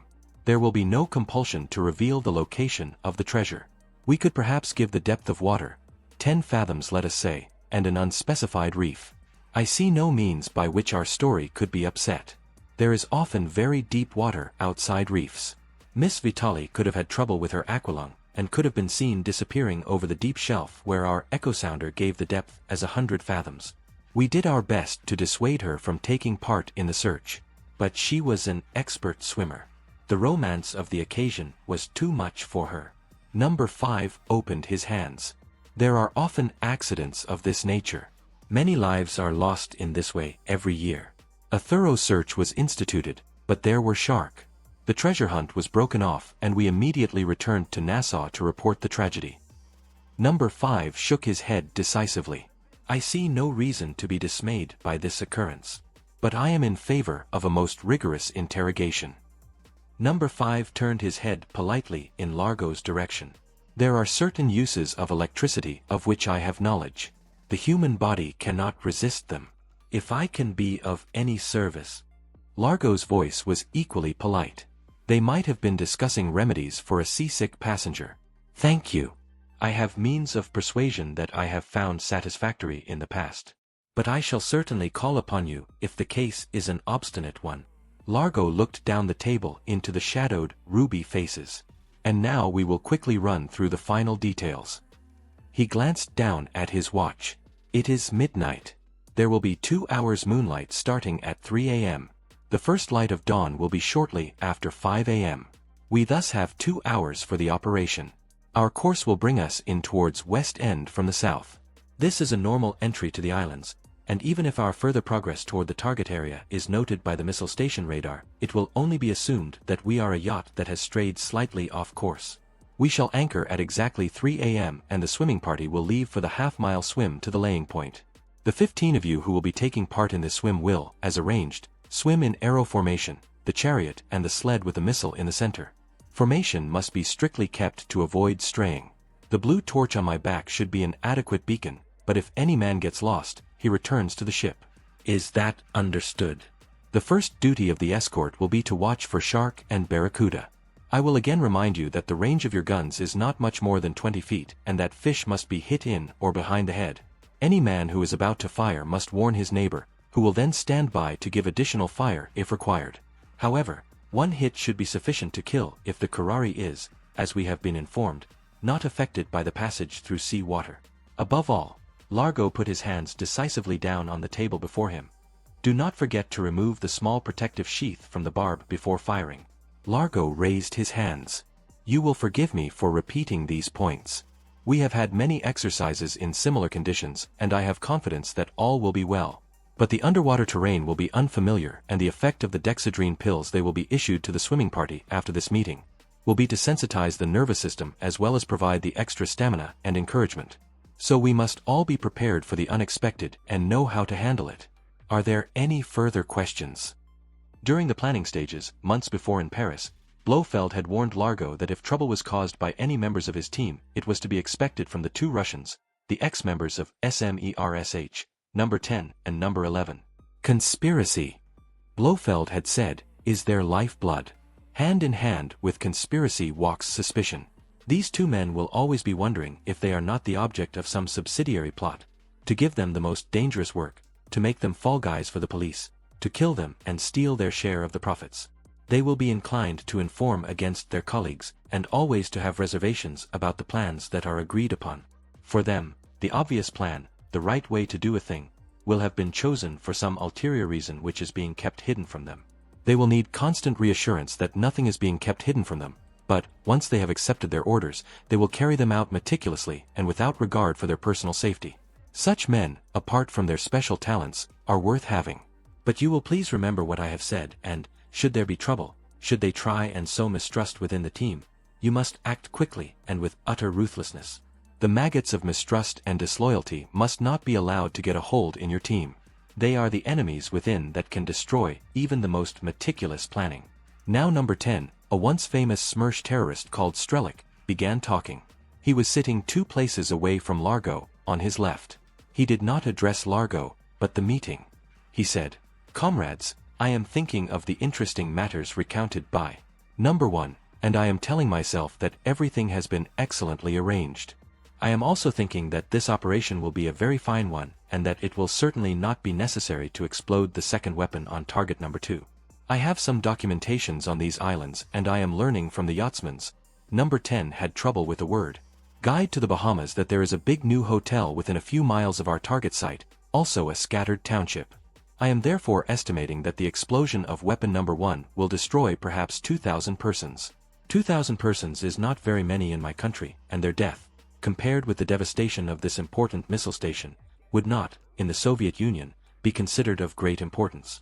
I am thinking that it will be otherwise in the West, and that the destruction of these people and the rescuing of the survivors will be considered a grave matter that will act decisively towards immediate agreement with our terms and the saving of target number 2 from destruction. This being so, comrades," the dull, flat voice gained a trace of animation, "I am saying to myself that within as little as 24 hours our labors will have been completed and the great prize will be within our grasp. Now comrades," the red and black shadows turned the taut little smile into a dark grimace.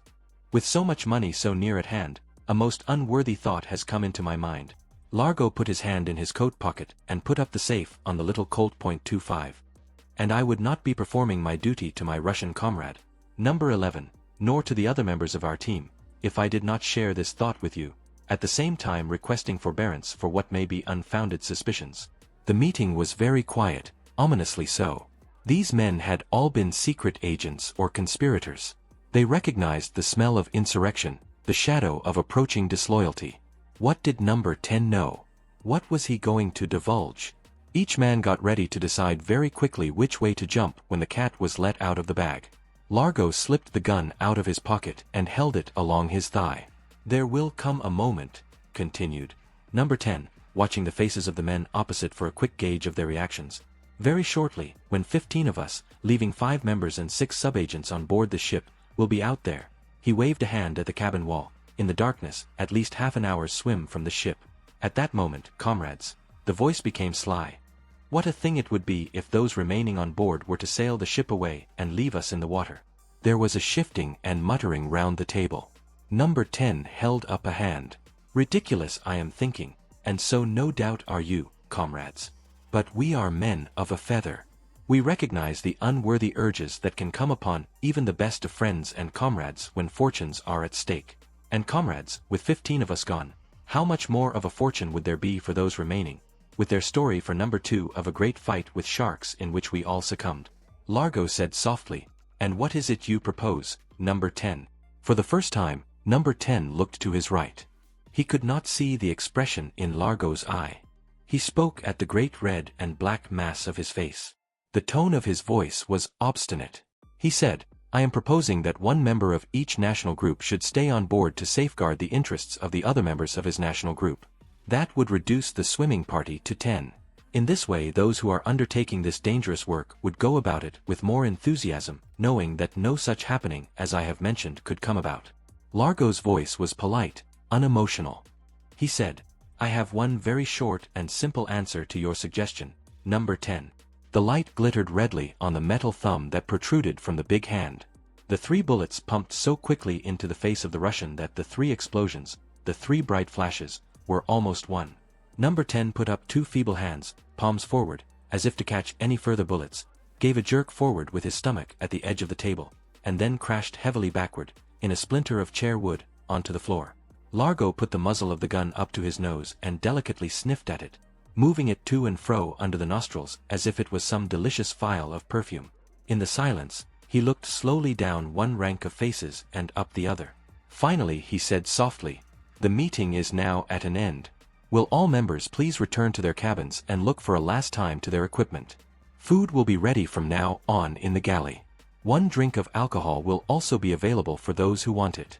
I will detail 2 crew members to look after the late number 10. Thank you." When Largo was alone he got to his feet, stretched, and gave a great cavernous yawn. Then he turned to the sideboard, opened a drawer and took out a box of Corona cigars. He chose one and, with a gesture of distaste, lit it. He then took the closed red rubber container that held the ice cubes and walked out of the door and along to the cabin of Domino Vitali. He closed the door and locked it. Here also, a red riding light hung from the ceiling. Under it, on the double bunk, the girl lay offered like a starfish, her ankles and wrists strapped to the 4 corners of the ironwork below the mattress.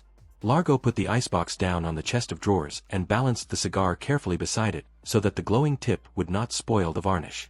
The girl watched him, her eyes glittering red points in the semi-darkness. Largo said, "My dear, I have had great enjoyment out of your body, much pleasure. In return, unless you tell me who gave you that machine to bring on board, I shall be forced to cause you great pain. It will be caused with these 2 simple instruments." He held up the cigar and blew on the tip until it glowed brightly. "This for heat, and these ice cubes for cold. Applied scientifically, as I shall apply them, they will have the inevitable effect of causing your voice, when it has stopped screaming, to speak and speak the truth. Now then, which is it to be?" The girl's voice was deadly with hate. She said, "You killed my brother and you will now kill me. Go on and enjoy yourself. You are already a piece of death yourself. When the rest of it comes, very soon, I pray God you will suffer 1,000,000 times more than both of us." Largo's laugh was a short, harsh bark. He walked over to the edge of the bunk. He said, "Very well, my dear. We must see what we can do with you," very softly and very, very slowly. He bent down and hooked his fingers in the neckline of her shirt and the join of the brassiere. Very slowly, but with great force, he tore downward, the whole length of her. Then he threw aside the torn halves of material and exposed the whole gleaming length of her body. He examined it carefully and reflectively, and then went to the chest of drawers and took the cigar and the bowl of ice cubes and came back and made himself comfortable on the edge of the bunk. Then he took a puff at the cigar, knocked the ash off onto the floor, and leaned forward. In the attack center of the Manta, it was very quiet. Commander Peterson, standing behind the man at the echo sounder, occasionally made a comment over his shoulder to Bond and Leiter, who had been given canvas-backed chairs well away from the depth and speed gauges, which had been hooded so that they could be read only by the navigating team. These 3 men sat side by side on red leather, foam-cushioned, aluminum seats, handling the rudder and the forward and aft diving planes as if they were pilots in an airliner. Now the captain left the echo sounder and came over to Bond and Leiter. He smiled cheerfully. 30 fathoms and the nearest K is a mile to westwards. Now we've got a clear course all the way to Grand Bahama. And we're making good speed. If we keep it up, we've got about 4 hours sailing. Be off Grand Bahama about an hour before first light. How about some food and a bit of sleep? There won't be anything on the radar for an hour. These Berry Islands 11 fill the screen until we're clear of them. Then 11 come the big question. When we clear them, shall we see that one of the smallest of the Ks has broken loose and is sailing fast northwards on a parallel course to ours? If we see that on the screen, it'll be the disco. If she's there, we'll submerge. You'll hear the alarm bells. But you can just roll over and have a bit more sleep. Nothing can happen until it's certain that she's in the target area. Then we'll have to think again. The captain made for the stairway. Mind if I lead the way? Watch your head on the pipes. This is the one part of the ship where there isn't much clearance. They followed him down and along a passage to the mess hall, a well-lighted dining room finished in cream with pastel pink and green panels.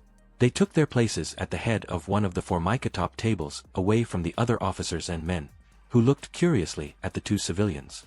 The captain waved a hand at the walls of the room. Bit of a change from the old battleship gray. You'd be surprised how many eggheads are involved in the design of these ships. Have to be, if you want to keep your crew happy when the ship's submerged for a month or more at a time.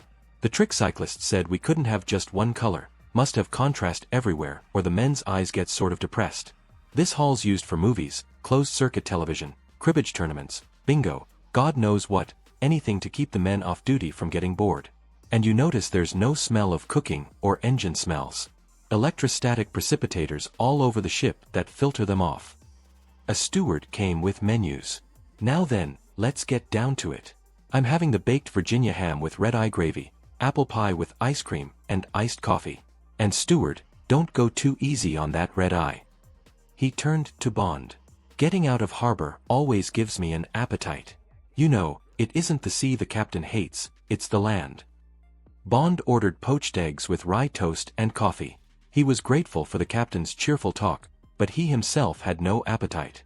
There was a gnawing tension inside him which would be released only when the disco was picked up on the radar, and there would be a prospect of action. And lurking behind his concern about the whole operation was worry about the girl. Had he been right to trust her with so much of the truth? Had she betrayed him? Had she been caught? Was she alive? He drank down a glass of iced water, and listened to the captain explaining how the ice cubes and the water were distilled from the sea. Finally Bond became impatient with the cheerful, even tone of the conversation.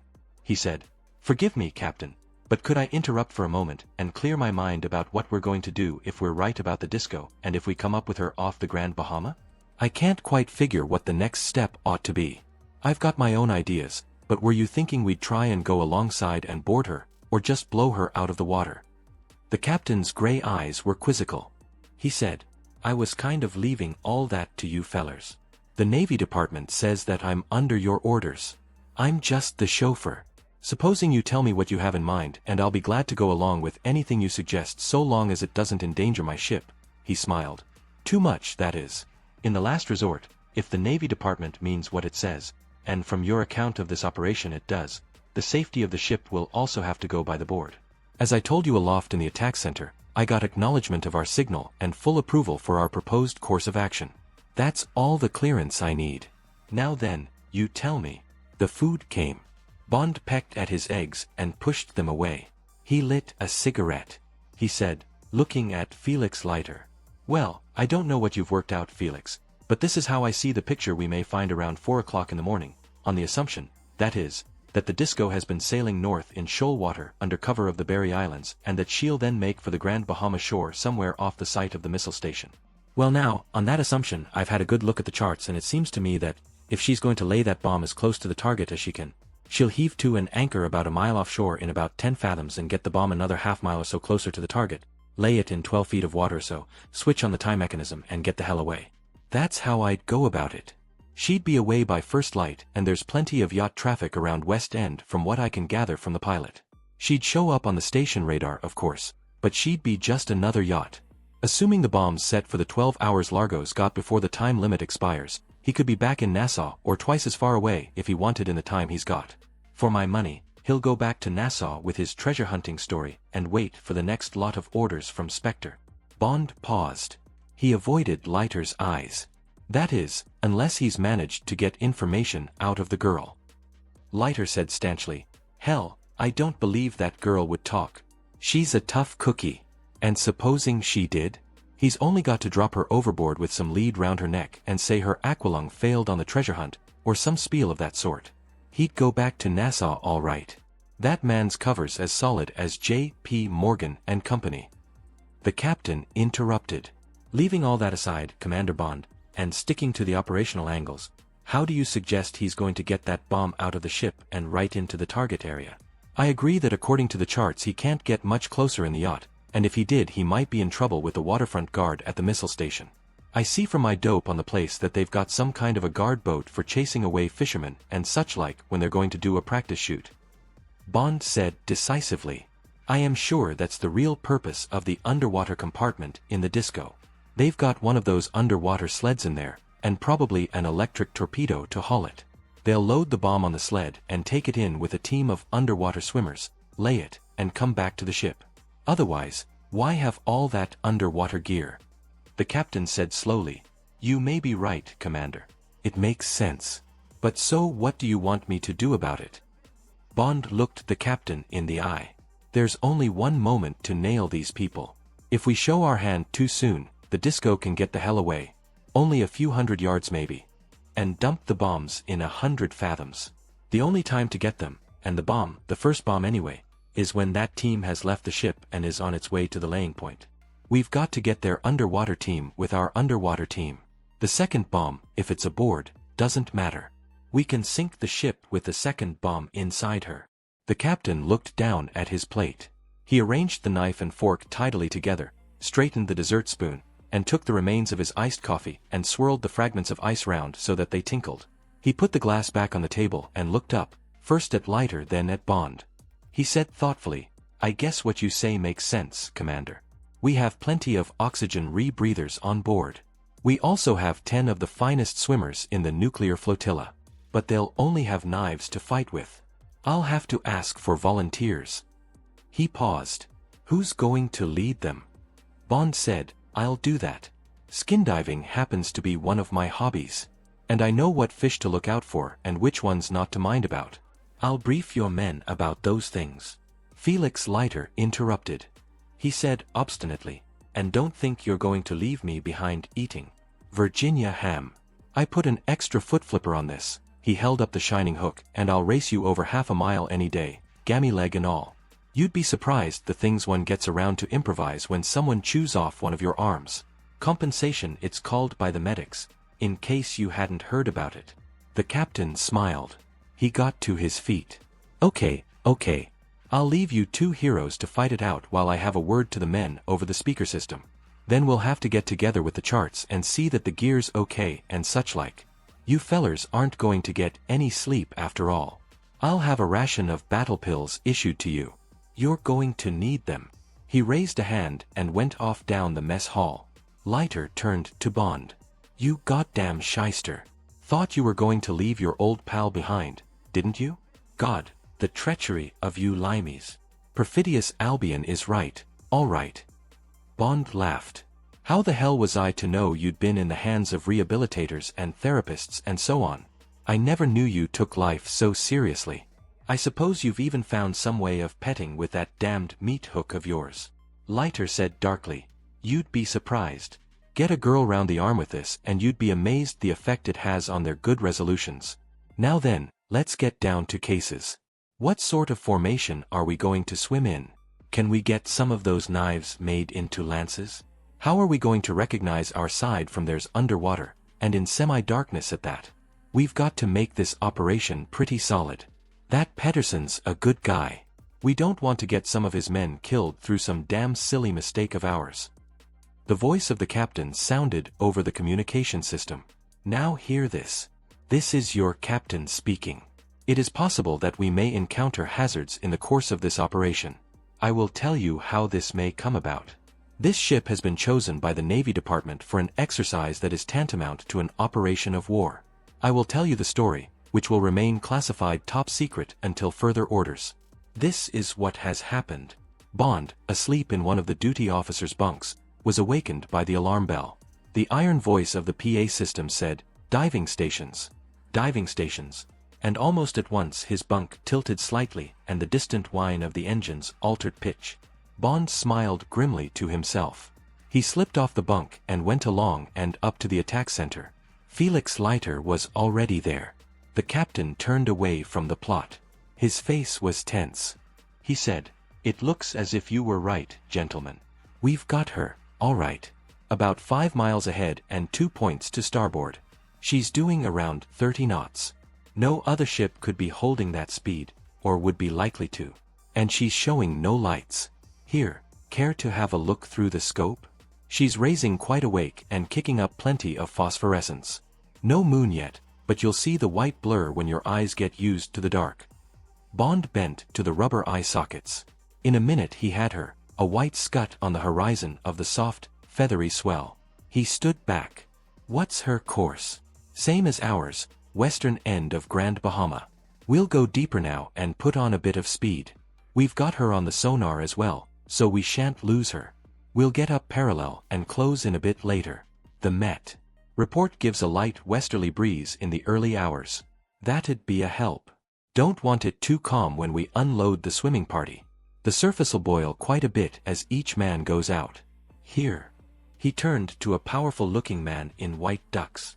"This is Petty Officer Fallon. He's in command of the swimming party, under your and Mr. Leiter's orders, of course. All the top swimmers volunteered.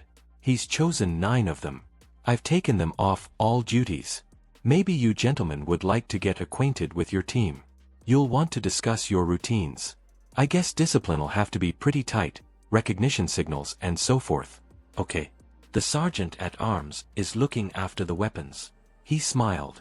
He's rustled up a dozen flick knives. Had some difficulty persuading the men to give them up, but he's done it. He's barbed them and sharpened them down almost to needles, then fitted them into the tops of broom handles. Guess he'll make you sign an indent for the brooms, or he'll have the supply officer on top of him when we get out of this. All right then. Be seeing you. Ask for anything you want. He turned back to the plot. Bond and Leiter followed Petty Officer Fallon along the lower deck to the engine room and then to the engine repair shop. On their way they passed through the reactor room. The reactor, the equivalent of a controlled atomic bomb, was an obscene knee-level bulge rising out of the thickly leaded deck. As they passed it, Leiter whispered to Bond, "Liquid sodium submarine intermediate reactor Mark B." He grinned sourly and crossed himself. Bond gave the thing a sideways kick with his shoe. "Steam-age stuff. Our Navy's got the Mark C." The repair shop, a long low room equipped with various forms of precision machinery, presented a curious sight. At one end were grouped the 9 swimmers clad only in bathing trunks, their fine bodies glowing with sunburn. At the other, 2 men in gray overalls, drab figures of the machine age, were working in semi-darkness with only pinpoints of bright light cast on the whirring lathes from which the knife blades threw small fountains of blue and orange sparks. Some of the swimmers already had their spears. After the introductions, Bond took one and examined it. It was a deadly weapon, the blade, sharpened to a stiletto and notched near the top into a barb, firmly wired into the top of a long stout stave. Bond thumbed the needle-sharp steel and touched the tip. Even a shark's skin would not stand up to that. But what would the enemy have? CO2 guns for a certainty. Bond looked the smiling bronzed young men over. There were going to be casualties. Perhaps many. Everything must be done to effect surprise. But those golden skins and his own and Leiter's paler skins would show at 20 feet in the moonlight. All right for the guns, but well out of range of the spears. Bond turned to Petty Officer Fallon. "I suppose you don't have rubber suits on board?" "Why sure, Commander. Have to, for escape in cold waters." He smiled. "We're not always sailing among the palm trees. We'll all need them. And could you get white or yellow numbers, big ones, painted on their backs? Then we'll know more or less who's who." "Sure, sure." He called to his men. "Hey, Fonda and Johnson. Go along to the quartermaster and draw rubber suits for the whole team. Bracken, get a pail of rubber solution paint from stores. Paint numbers on the backs of the suits. A foot deep. From 1 to 12. Get going." Later, with the gleaming black suits hanging like giant bat skins along the wall, Bond called the team together. "Men, we're going to have one hell of an underwater battle. There'll be casualties. Anyone care to change his mind?" The faces grinned back at him. "All right, then. Now, we'll be swimming at around 10 feet for a quarter, perhaps half a mile. It'll be pretty light. The moon'll be up and the bottom's white sand with some seagrass. We'll take it easy and go in triangle formation with me, number 1, leading followed by Mr. Leiter here as number 2, and Petty Officer Fallon as number 3. Then we broaden out behind like a wedge of geese.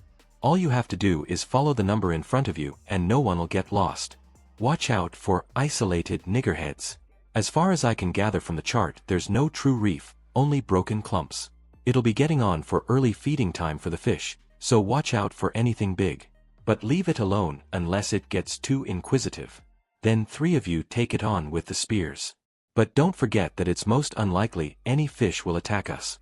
Closed together we'll look like one hell of a big black fish to anyone else, and I guess we'll be given a wide berth. Watch out for sea eggs on the coral and mind the tips of your spears.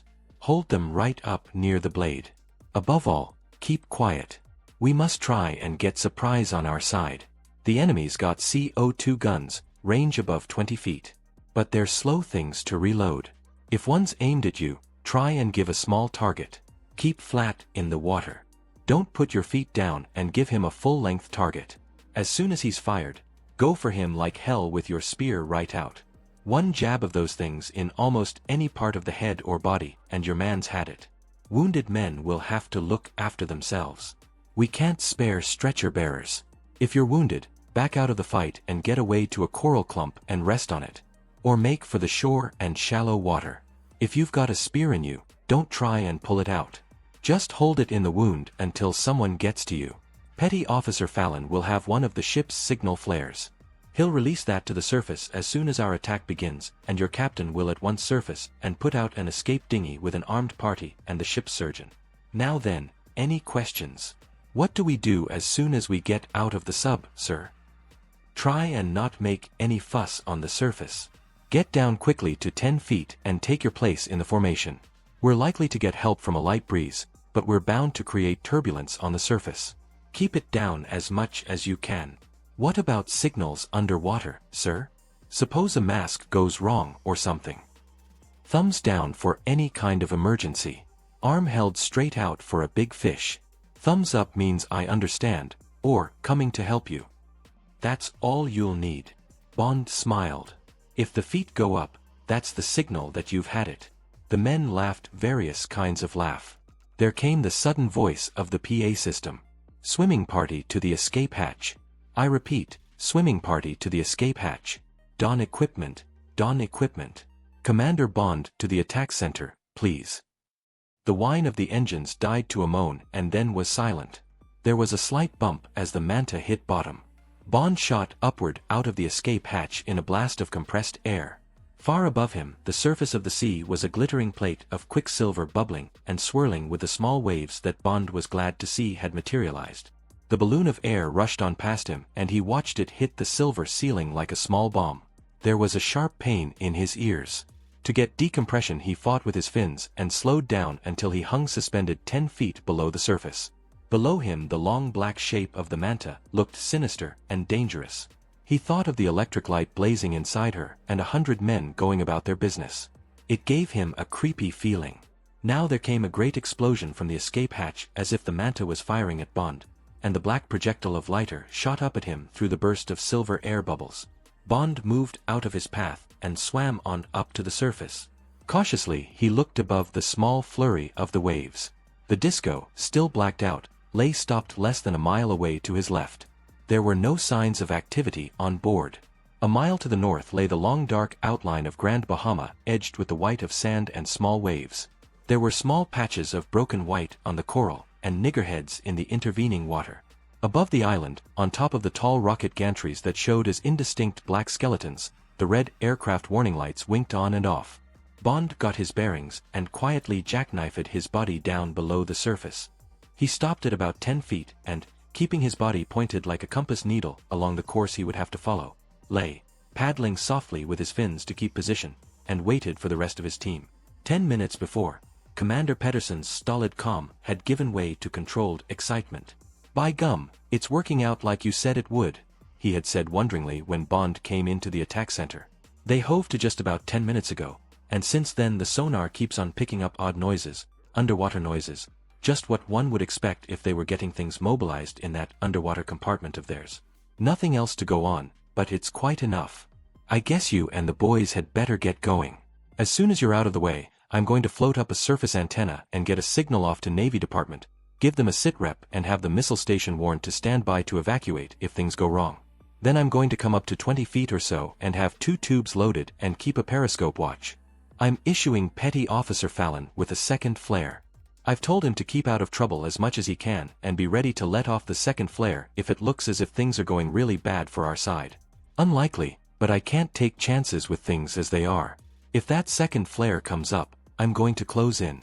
Knock a piece or two off the disco with the 4-inch and then board her. Then I'm going to be rough as hell until that bomb's been recovered and rendered safe." The captain shook his head doubtfully. He ran his hand over the black iron filings of his crew cut. "This is one hell of a situation, Commander. We'll just have to play it by ear." He held out his hand. "Well, you'd better get going. Good luck. I hope my boys'll be a credit to the ship." Bond felt a tap on his shoulder. It was lighter. He grinned through his mask and jerked up a thumb. Bond took a quick look behind him. The men lay spread out in a rough wedge, their fins and hands working slowly as they marked time in the water. Bond nodded and got going. moving forward with a slow, even trudge, one hand at his side and the other holding his spear up the shaft against his chest. Behind him, the black wedge fanned out into formation and cruised forward like some giant delta-winged stingray on the prowl. It was hot and sticky inside the black suit, and the recirculating oxygen coming through the mouthpiece tasted of rubber. But Bond forgot the discomfort as he concentrated on keeping an even pace and a dead steady course on a prominent niggerhead with waves washing its head that he had chosen as a fix for his first contact with the shoal waters. Far below, where the dancing moon shadows could not penetrate, the bottom was even white sand with an occasional dark patch that would be seagrass. All around there was nothing but the great pale luminous hull of the sea at night, a vast lonely mist through which, against his will and his intelligence, Bond expected at any moment the dark torpedo of a great fish to materialize, its eyes and senses questing toward the rippling shape of the black intruder. But there was nothing, and nothing came, and gradually the patches of seagrass became more distinct, and ripples showed on the sandy bottom as it shelved slowly up from 50 to 40 and then to 30 feet. To reassure himself that all was well, Bond took a quick glance over his shoulder. Yes, they were all there, the oval panes of 11 gleaming masks with the fluttering fins kicking up behind them and the glint of the moonlight on the blades of the spears. Bond thought, by God, if only we can achieve surprise. What a terrifying ambush to meet coming at you through the shadows and shapes of the reef. His heart lifted momentarily at the thought, only to be checked by the deep gnawing of his hidden fears about the girl. Supposing she was part of the enemy team? Supposing he came face to face with her? Would he bring himself to do it? With the spear? But the whole idea was ridiculous. She was on board, safe. He would be seeing her again soon as this work was done. A small coral clump showed up below and refocused his mind. Now he gazed watchfully ahead. There were more clumps, the ink splashes of sea eggs, crowds of small glittering reef fish, a small forest of sea fans that beckoned and waved with the ebb and flow like the hair of drowned women. Bond slowed and felt lighter or Fallon bump into his fins. He made the slowing signal with his free hand. Now he crept carefully forward, looking for the silvery wash of the waves against the top of his navigation mark. Yes, it was there, away to the left. He was a good 20 feet off course. He swerved toward it, gave the halt signal, and came slowly up under its protection. With infinite caution, he raised his head through the sucking waves. He glanced first toward the disco. Yes, she was still there, showing more plainly with the moon now full on her. No sign of life. Bond inched his gaze slowly across the intervening sea. Nothing. A flurry of wavelets down the mirrored pathway of the moon. Now Bond slid round to the other side of the coral head. Nothing but the broken waters of the shoal and, 500 or 600 yards away, the clear coastline and the beach. Bond searched the clear channels for unusual turbulence in the water, for shapes, for anything moving. What was that? 100 yards away, on the edge of a big patch, almost a lagoon of clear water among the coral, a head, a pale head with the glitter of a mask across it, had broken the surface for an instant, taken a quick look around, and immediately submerged. Bond held his breath. He could feel his thrilled heart hammering against the inside of his rubber suit. Feeling stifled, he took the breathing tube from between his teeth and let his breath burst out of him. He quickly gulped in some mouthfuls of fresh air, got a good fix on the position, crammed the tube roughly between his lips and slid back and down. Behind, the masks gazed blankly at him, waiting for a signal. Bond jerked up his thumb several times. Through the near masks he could see the answering flash of teeth. Bond shifted his grasp on the spear down to an attacking position and surged forward over the low coral. Now it was only a question of speed and careful navigation among the occasional higher outcrops. Fish squirted out of his path, and all the reef seemed to waken with the shock wave of the 12 hastening bodies. 50 yards on, Bond signaled to slow, to fan out in the attacking line. Then he crept on again, his eyes, aching and bloodshot with the strain, boring ahead through the jagged shapes among the pale mist. Yes, there was the glitter of white flesh, and there. Bond's arm made the hurling signal for the attack. He plunged forward, his spear held in front of him like a lance. Bond's group came in from the flank. It was a mistake, as Bond quickly saw, for the Spectre team was still moving forward and at a speed that surprised Bond until he saw the small whirring propellers on the backs of the enemy. Largo's men were wearing compressed air speed packs, bulky cylinders strapped between the twin cylinders of their aqualungs that operated small screws. Combined with the trudge of the fins, this gave them at least double normal swimming speed in open water. But here, among the broken coral, and slowed by the maneuvering of the sled preceded by the electric chariot, the team was perhaps only a knot faster than Bond's group, now thrashing their way forward to an interception point that was rapidly escaping them. And there were a hell of a lot of the enemy. Bond stopped counting after 12. And most of them carried CO2 guns with extra spears in quivers strapped to their legs. The odds were bad. If only he could get within spear range before the alarm was given. 30 yards. 20. Bond glanced behind him. There were 6 of his men almost at arm's length. The rest straggled out in a crooked line. Still the masks of Largo's men pointed forward. Still they hadn't seen the black shapes making for them through the coral. But now, when Bond was level with Largo's rear guard, the moon threw his shadow forward across a pale patch of sand, and one man, then another, glanced quickly round. Bond got a foot against a lump of coral and, with this to give him impetus, flung himself forward. The man had no time to defend himself. Bond's spear caught him in the side and hurled him against the next man in line. Bond thrust and wrenched sickeningly. The man dropped his gun and bent double, clutching his side. Bond bored on into the mass of naked men now scattering in all directions, with their jetpacks accelerated. Another man went down in front of him, clawing at his face. A chance thrust of Bond's had smashed the glass of his mask. He threshed his way up toward the surface, kicking Bond in the face as he went. A spear ripped into the rubber protecting Bond's stomach, and Bond felt pain and wetness that might be blood or sea water. He dodged another flash of metal, and a gun butt hit him hard on the head, but with most of its force spent against the cushion of water.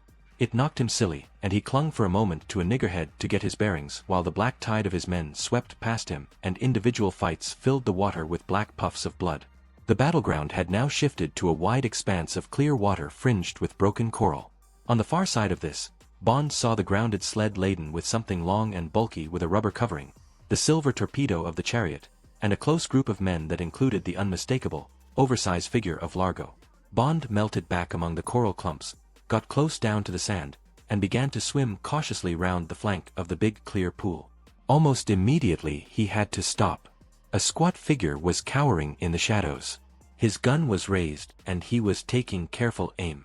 It was at Leiter, in difficulties with one of Largo's men who had him by the throat while Leiter, the swim fin on his hook gone, clawed with the hook at the man's back. Bond gave 2 hard kicks of his flippers and hurled his spear from 6 feet. The light wood of the handle had no momentum, but the blade cut into the man's arm just as the bubbles of gas burst from the muzzle of the gun. His shot went wide, but he flashed round and thrust at Bond with the empty gun. Out of the corner of his eye Bond saw his spear floating slowly up toward the surface. He dived for the man's legs in a clumsy rugby tackle and clawed them off the ground. Then, as the gun muzzle hit him on the temple, he reached a desperate hand for the enemy's mask and ripped it off his face. That was enough. Bond swam aside and watched the man, blinded by the salt water, groping his way up toward the surface. Bond felt a nudge at his arm. It was Leiter, clutching at his oxygen tube. His face inside the mask was contorted. He made a feeble gesture upward. Bond got the message. He seized Leiter round the waist and leaped for the surface 15 feet up. As they broke through the silver ceiling, Leiter tore the broken tube from his mouth and gulped frantically for air. Bond held him through the paroxysm and then guided him to a clump of shallow coral, and, when Leiter pushed him angrily away and told him to get the hell back under and leave him alone, he put up a thumb and dived down again. Now he kept well in the forest of coral and began again his stalk of Largo. Occasionally, he caught glimpses of individual battles, and once he passed under a man, one of his men from the Manta, staring down at him from the surface. But the face under the water, framed in its streaming hair, had no mask or oxygen tube, and the mouth gaped hideously in death. On the bottom, among the coral clumps, there were bits of wrack from the tide of battle, an oxygen pack, strips of black rubber, a complete aqualung, and several spears from the CO2 guns. Bond picked up 2 of them. Now he was on the edge of the open lagoon of battle water. The sled, with its obscene rubber sausage, was still there, guarded by 2 of Largo's men with their guns at the ready. But there was no sign of Largo. Bond peered into the misty wall through which the moonlight, paler now, filtered down onto the ripples in the sand, their pretty patterns scuffed and churned by the feet of the combatants. Where the sand had been disturbed, reef fish were swarming to pick up minute fragments of algae and other fodder, like seagulls and rooks when the plow has passed.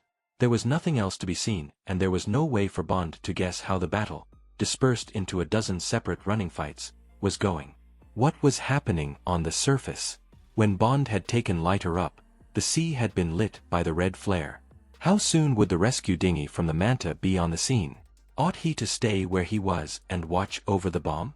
With frightening suddenness, the decision was made for him. Out of the mists to Bond's right, the gleaming torpedo shape of the electric chariot shot into the arena.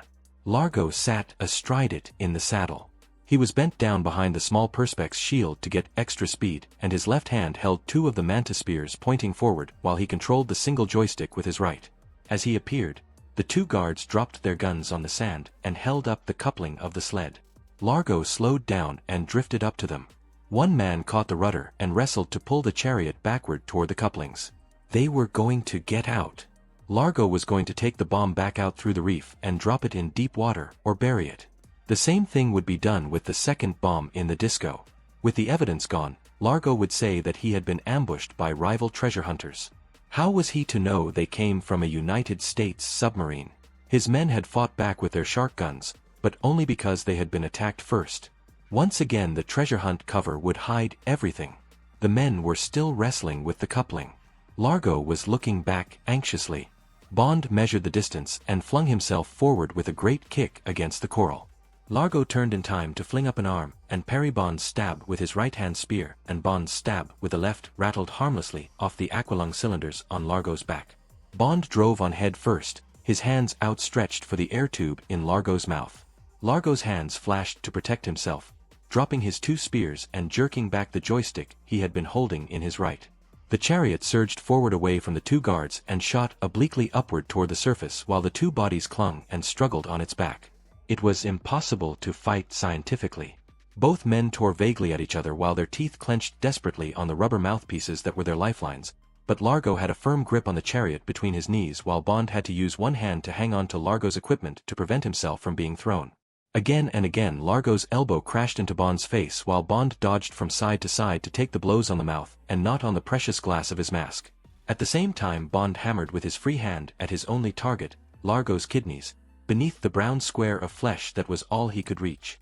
The chariot broke surface 50 yards down the wide channel leading to the open sea and tore crazily on, its nose, tilted by Bond's weight over the tail, sticking at 45 degrees out of the water. Now Bond was half in the wash, and it would only be minutes before Largo managed to twist and get both hands to him. Bond made up his mind.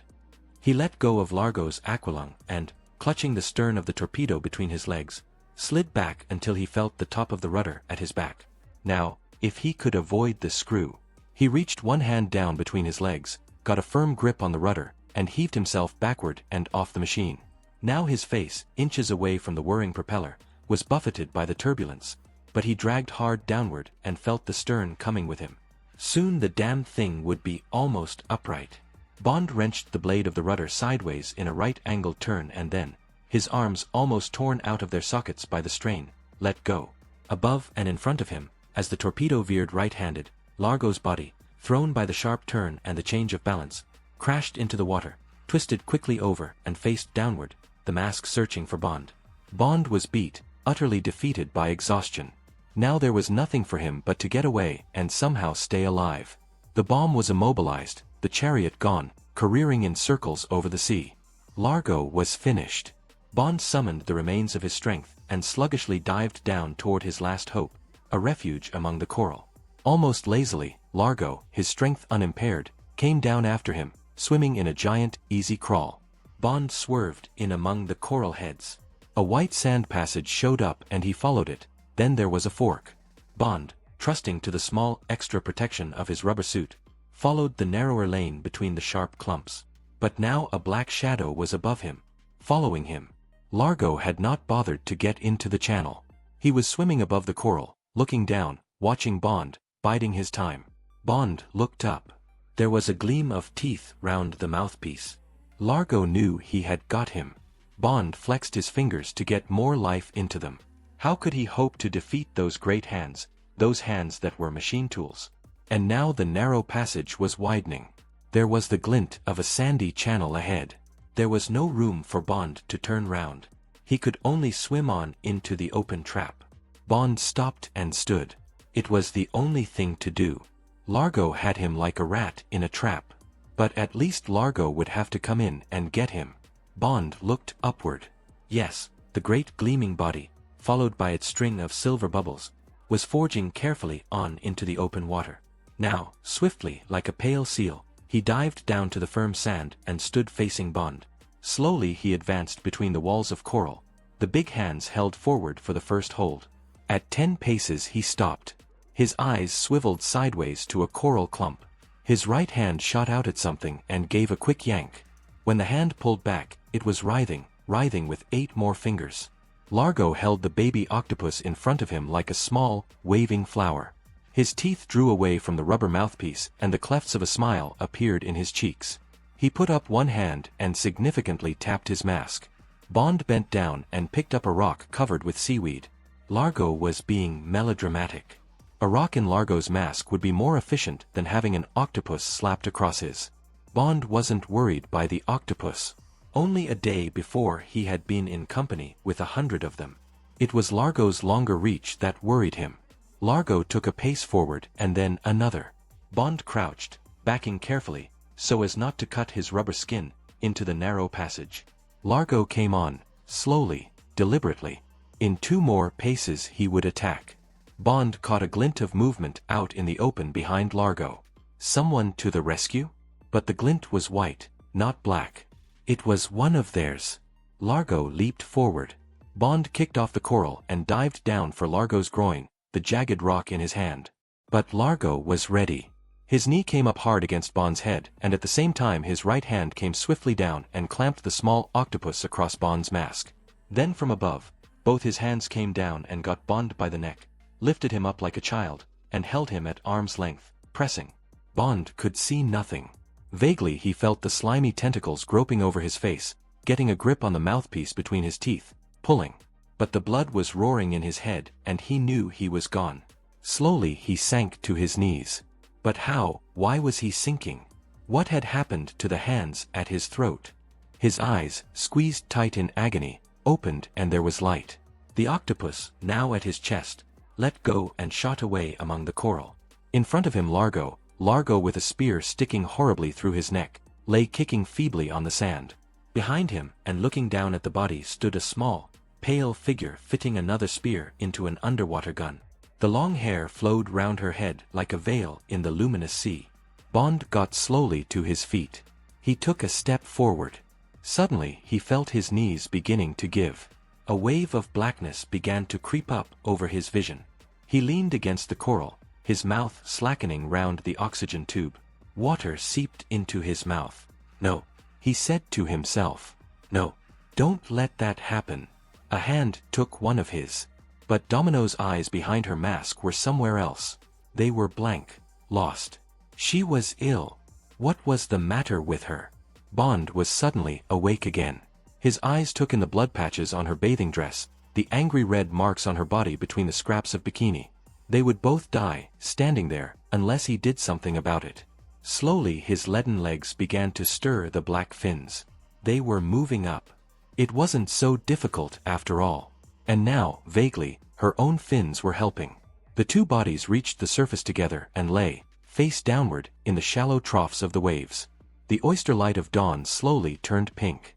It was going to be a beautiful day. Felix Leiter came into the white, antiseptic room and closed the door conspiratorially behind him. He came and stood beside the bed where Bond lay on the edge of drugged sleep. "How's it going, feller?" "Not bad. Just doped. Doctor said I wasn't to see you, but I thought you might care to hear the score." "Okay. Sure." Bond struggled to concentrate. He didn't really care. All he could think about was the girl. "Well, I'll make it quick. Doctor's just doing his rounds, and I'll get hell if he finds me here. They've recovered both bombs, and Kotza, the physicist chap, is singing like a bird. Seems Spectre's a bunch of really big-time hoodlums, ex-operators of SMERSH, the Mafia, the Gestapo, all the big outfits. Headquarters in Paris. Top man's called Blofeld, but the bastard got away, or anyway they haven't caught up with him yet, according to CIA. Probably Largo's radio silence warned him. Must be quite a Mr. Genius. Kotze says Spectre's banked millions of dollars since they got going 5 or 6 years ago. This job was going to be the final haul. You were right about Miami. It was going to be target number 2. Same sort of operation. They were going to plant the second bomb in the yacht basin. Bond smiled weakly. So now everybody's happy. Oh sure. Except me. Haven't been able to get away from my damned radio until now. Valves were almost blowing. And there's a pile of cipher stuff from M just longing for you to get around to it. Thank God the top brass from CIA and a team from your outfit are flying in this evening to take charge. Then we can hand over and watch our 2 governments getting snarled up over the epilogue, what to tell the public, what to do with these Spectre guys, whether to make you a lord or a duke, how to persuade me to run for president, tricky little details like that. And then we'll damned well get away and have ourselves a ball someplace. Maybe you'd care to take that girl along? Hell, she's the one that rates the medals. The guts. They catoned onto her Geiger counter. God knows what that bastard Largo did to her. But she didn't sing. Not a damned word. Then, when the team was underway, she somehow got herself out of the cabin porthole, with her gun and aqualung, and went to get him. Got him, and saved your life into the bargain. I swear I'll never call a girl a frail again. Not an Italian girl, anyway. Leiter cocked an ear. He moved swiftly to the door. Hell, there's that damned medic gumshoeing down the corridor. Be seeing you, James. He quickly turned the door handle, listened for a moment, and slipped out of the room. Feebly, desperately, Bond called. Wait. Felix. Felix. But the door had closed. Bond sank back and lay staring at the ceiling. Slowly anger boiled up inside him, and panic. Why in hell didn't someone tell him about the girl? What the hell did he care about all the rest? Was she all right? Where was she? Was she? The door opened. Bond jerked himself upright. He shouted furiously at the white-coated figure. The girl. How is she? Quick. Tell me. Dr. Stengel, the fashionable doctor of Nassau, was not only fashionable but a good doctor. He was one of the Jewish refugee doctors who, but for Hitler, would have been looking after some big hospital in a town the size of Dusseldorf. Instead, rich and grateful patients had built a modern clinic for him in Nassau where he treated the natives for shillings and the millionaires and their wives for 10 guineas a visit. He was more used to handling overdoses of sleeping pills and the ailments of the rich and old than multiple abrasions, curare poisoning, and odd wounds that looked more as if they belonged to the days of the pirates. But these were government orders, and under the Official Secrets Act at that. Dr. Stengel hadn't asked any questions about his patients, nor about the 16 autopsies he had had to perform, 6 for Americans from the big submarine, and 10, including the corpse of the owner, from the fine yacht that had been in harbor for so long. Now he said carefully, Miss Vitali will be all right. For the moment she is suffering from shock. She needs rest. What else? What was the matter with her? She had swum a long way. She was not in a condition to undertake such a physical strain. Why not? The doctor moved toward the door. And now you too must rest. You have been through much. You will take one of those hypnotics once every 6 hours. Yes. And plenty of sleep. You will soon be on your feet again. But for some time you must take it easy. Mr. Bond. Take it easy. You must take it easy, Mr. Bond. Where had he heard those idiotic words before? Suddenly Bond was raging with fury. He lurched out of bed. In spite of the sudden giddiness, he staggered toward the doctor. He shook a fist in the urbane face. Urbane because the doctor was used to the emotional storms of patients, and because he knew that in minutes the strong soporific would put Bond out for hours. Take it easy. God damn you. What do you know about taking it easy? Tell me what's the matter with that girl. Where is she? What's the number of her room? Bond's hands fell limply to his sides. He said feebly, For God's sake tell me, doctor. I need to know. Dr. Stengel said patiently, kindly, Someone has ill-treated her. She is suffering from burns. Many burns. She is still in great pain. But, he waved a reassuring hand, inside she is well. She is in the next room, in number 4. You may see her, but only for a minute. Then she will sleep. And so will you. Yes. He held open the door. Thank you. Thank you, doctor. Bond walked out of the room with faltering steps. His blasted legs were beginning to give again. The doctor watched him go to the door of number 4, watched him open it and close it again behind him with the exaggerated care of a drunken man. The doctor went off along the corridor thinking, it won't do him any harm and it may do her some good. It is what she needs, some tenderness. Inside the small room, the jalousies threw bands of light and shadow over the bed. Bond staggered over to the bed and knelt down beside it. The small head on the pillow turned toward him. A hand came out and grasped his hair, pulling his head closer to her. Her voice said huskily, "You are to stay here. Do you understand? You are not to go away." When Bond didn't answer, she feebly shook his head to and fro. "Do you hear me, James? Do you understand?" She felt Bond's body slipping to the floor. When she let go his hair, he slumped down on the rug beside her bed. She carefully shifted her position and looked down at him. He was already asleep with his head cradled on the inside of his forearm. The girl watched the dark, rather cruel face for a moment. Then she gave a small sigh, pulled the pillow to the edge of the bed so that it was just above him, laid her head down so that she could see him whenever she wanted to, and closed her eyes.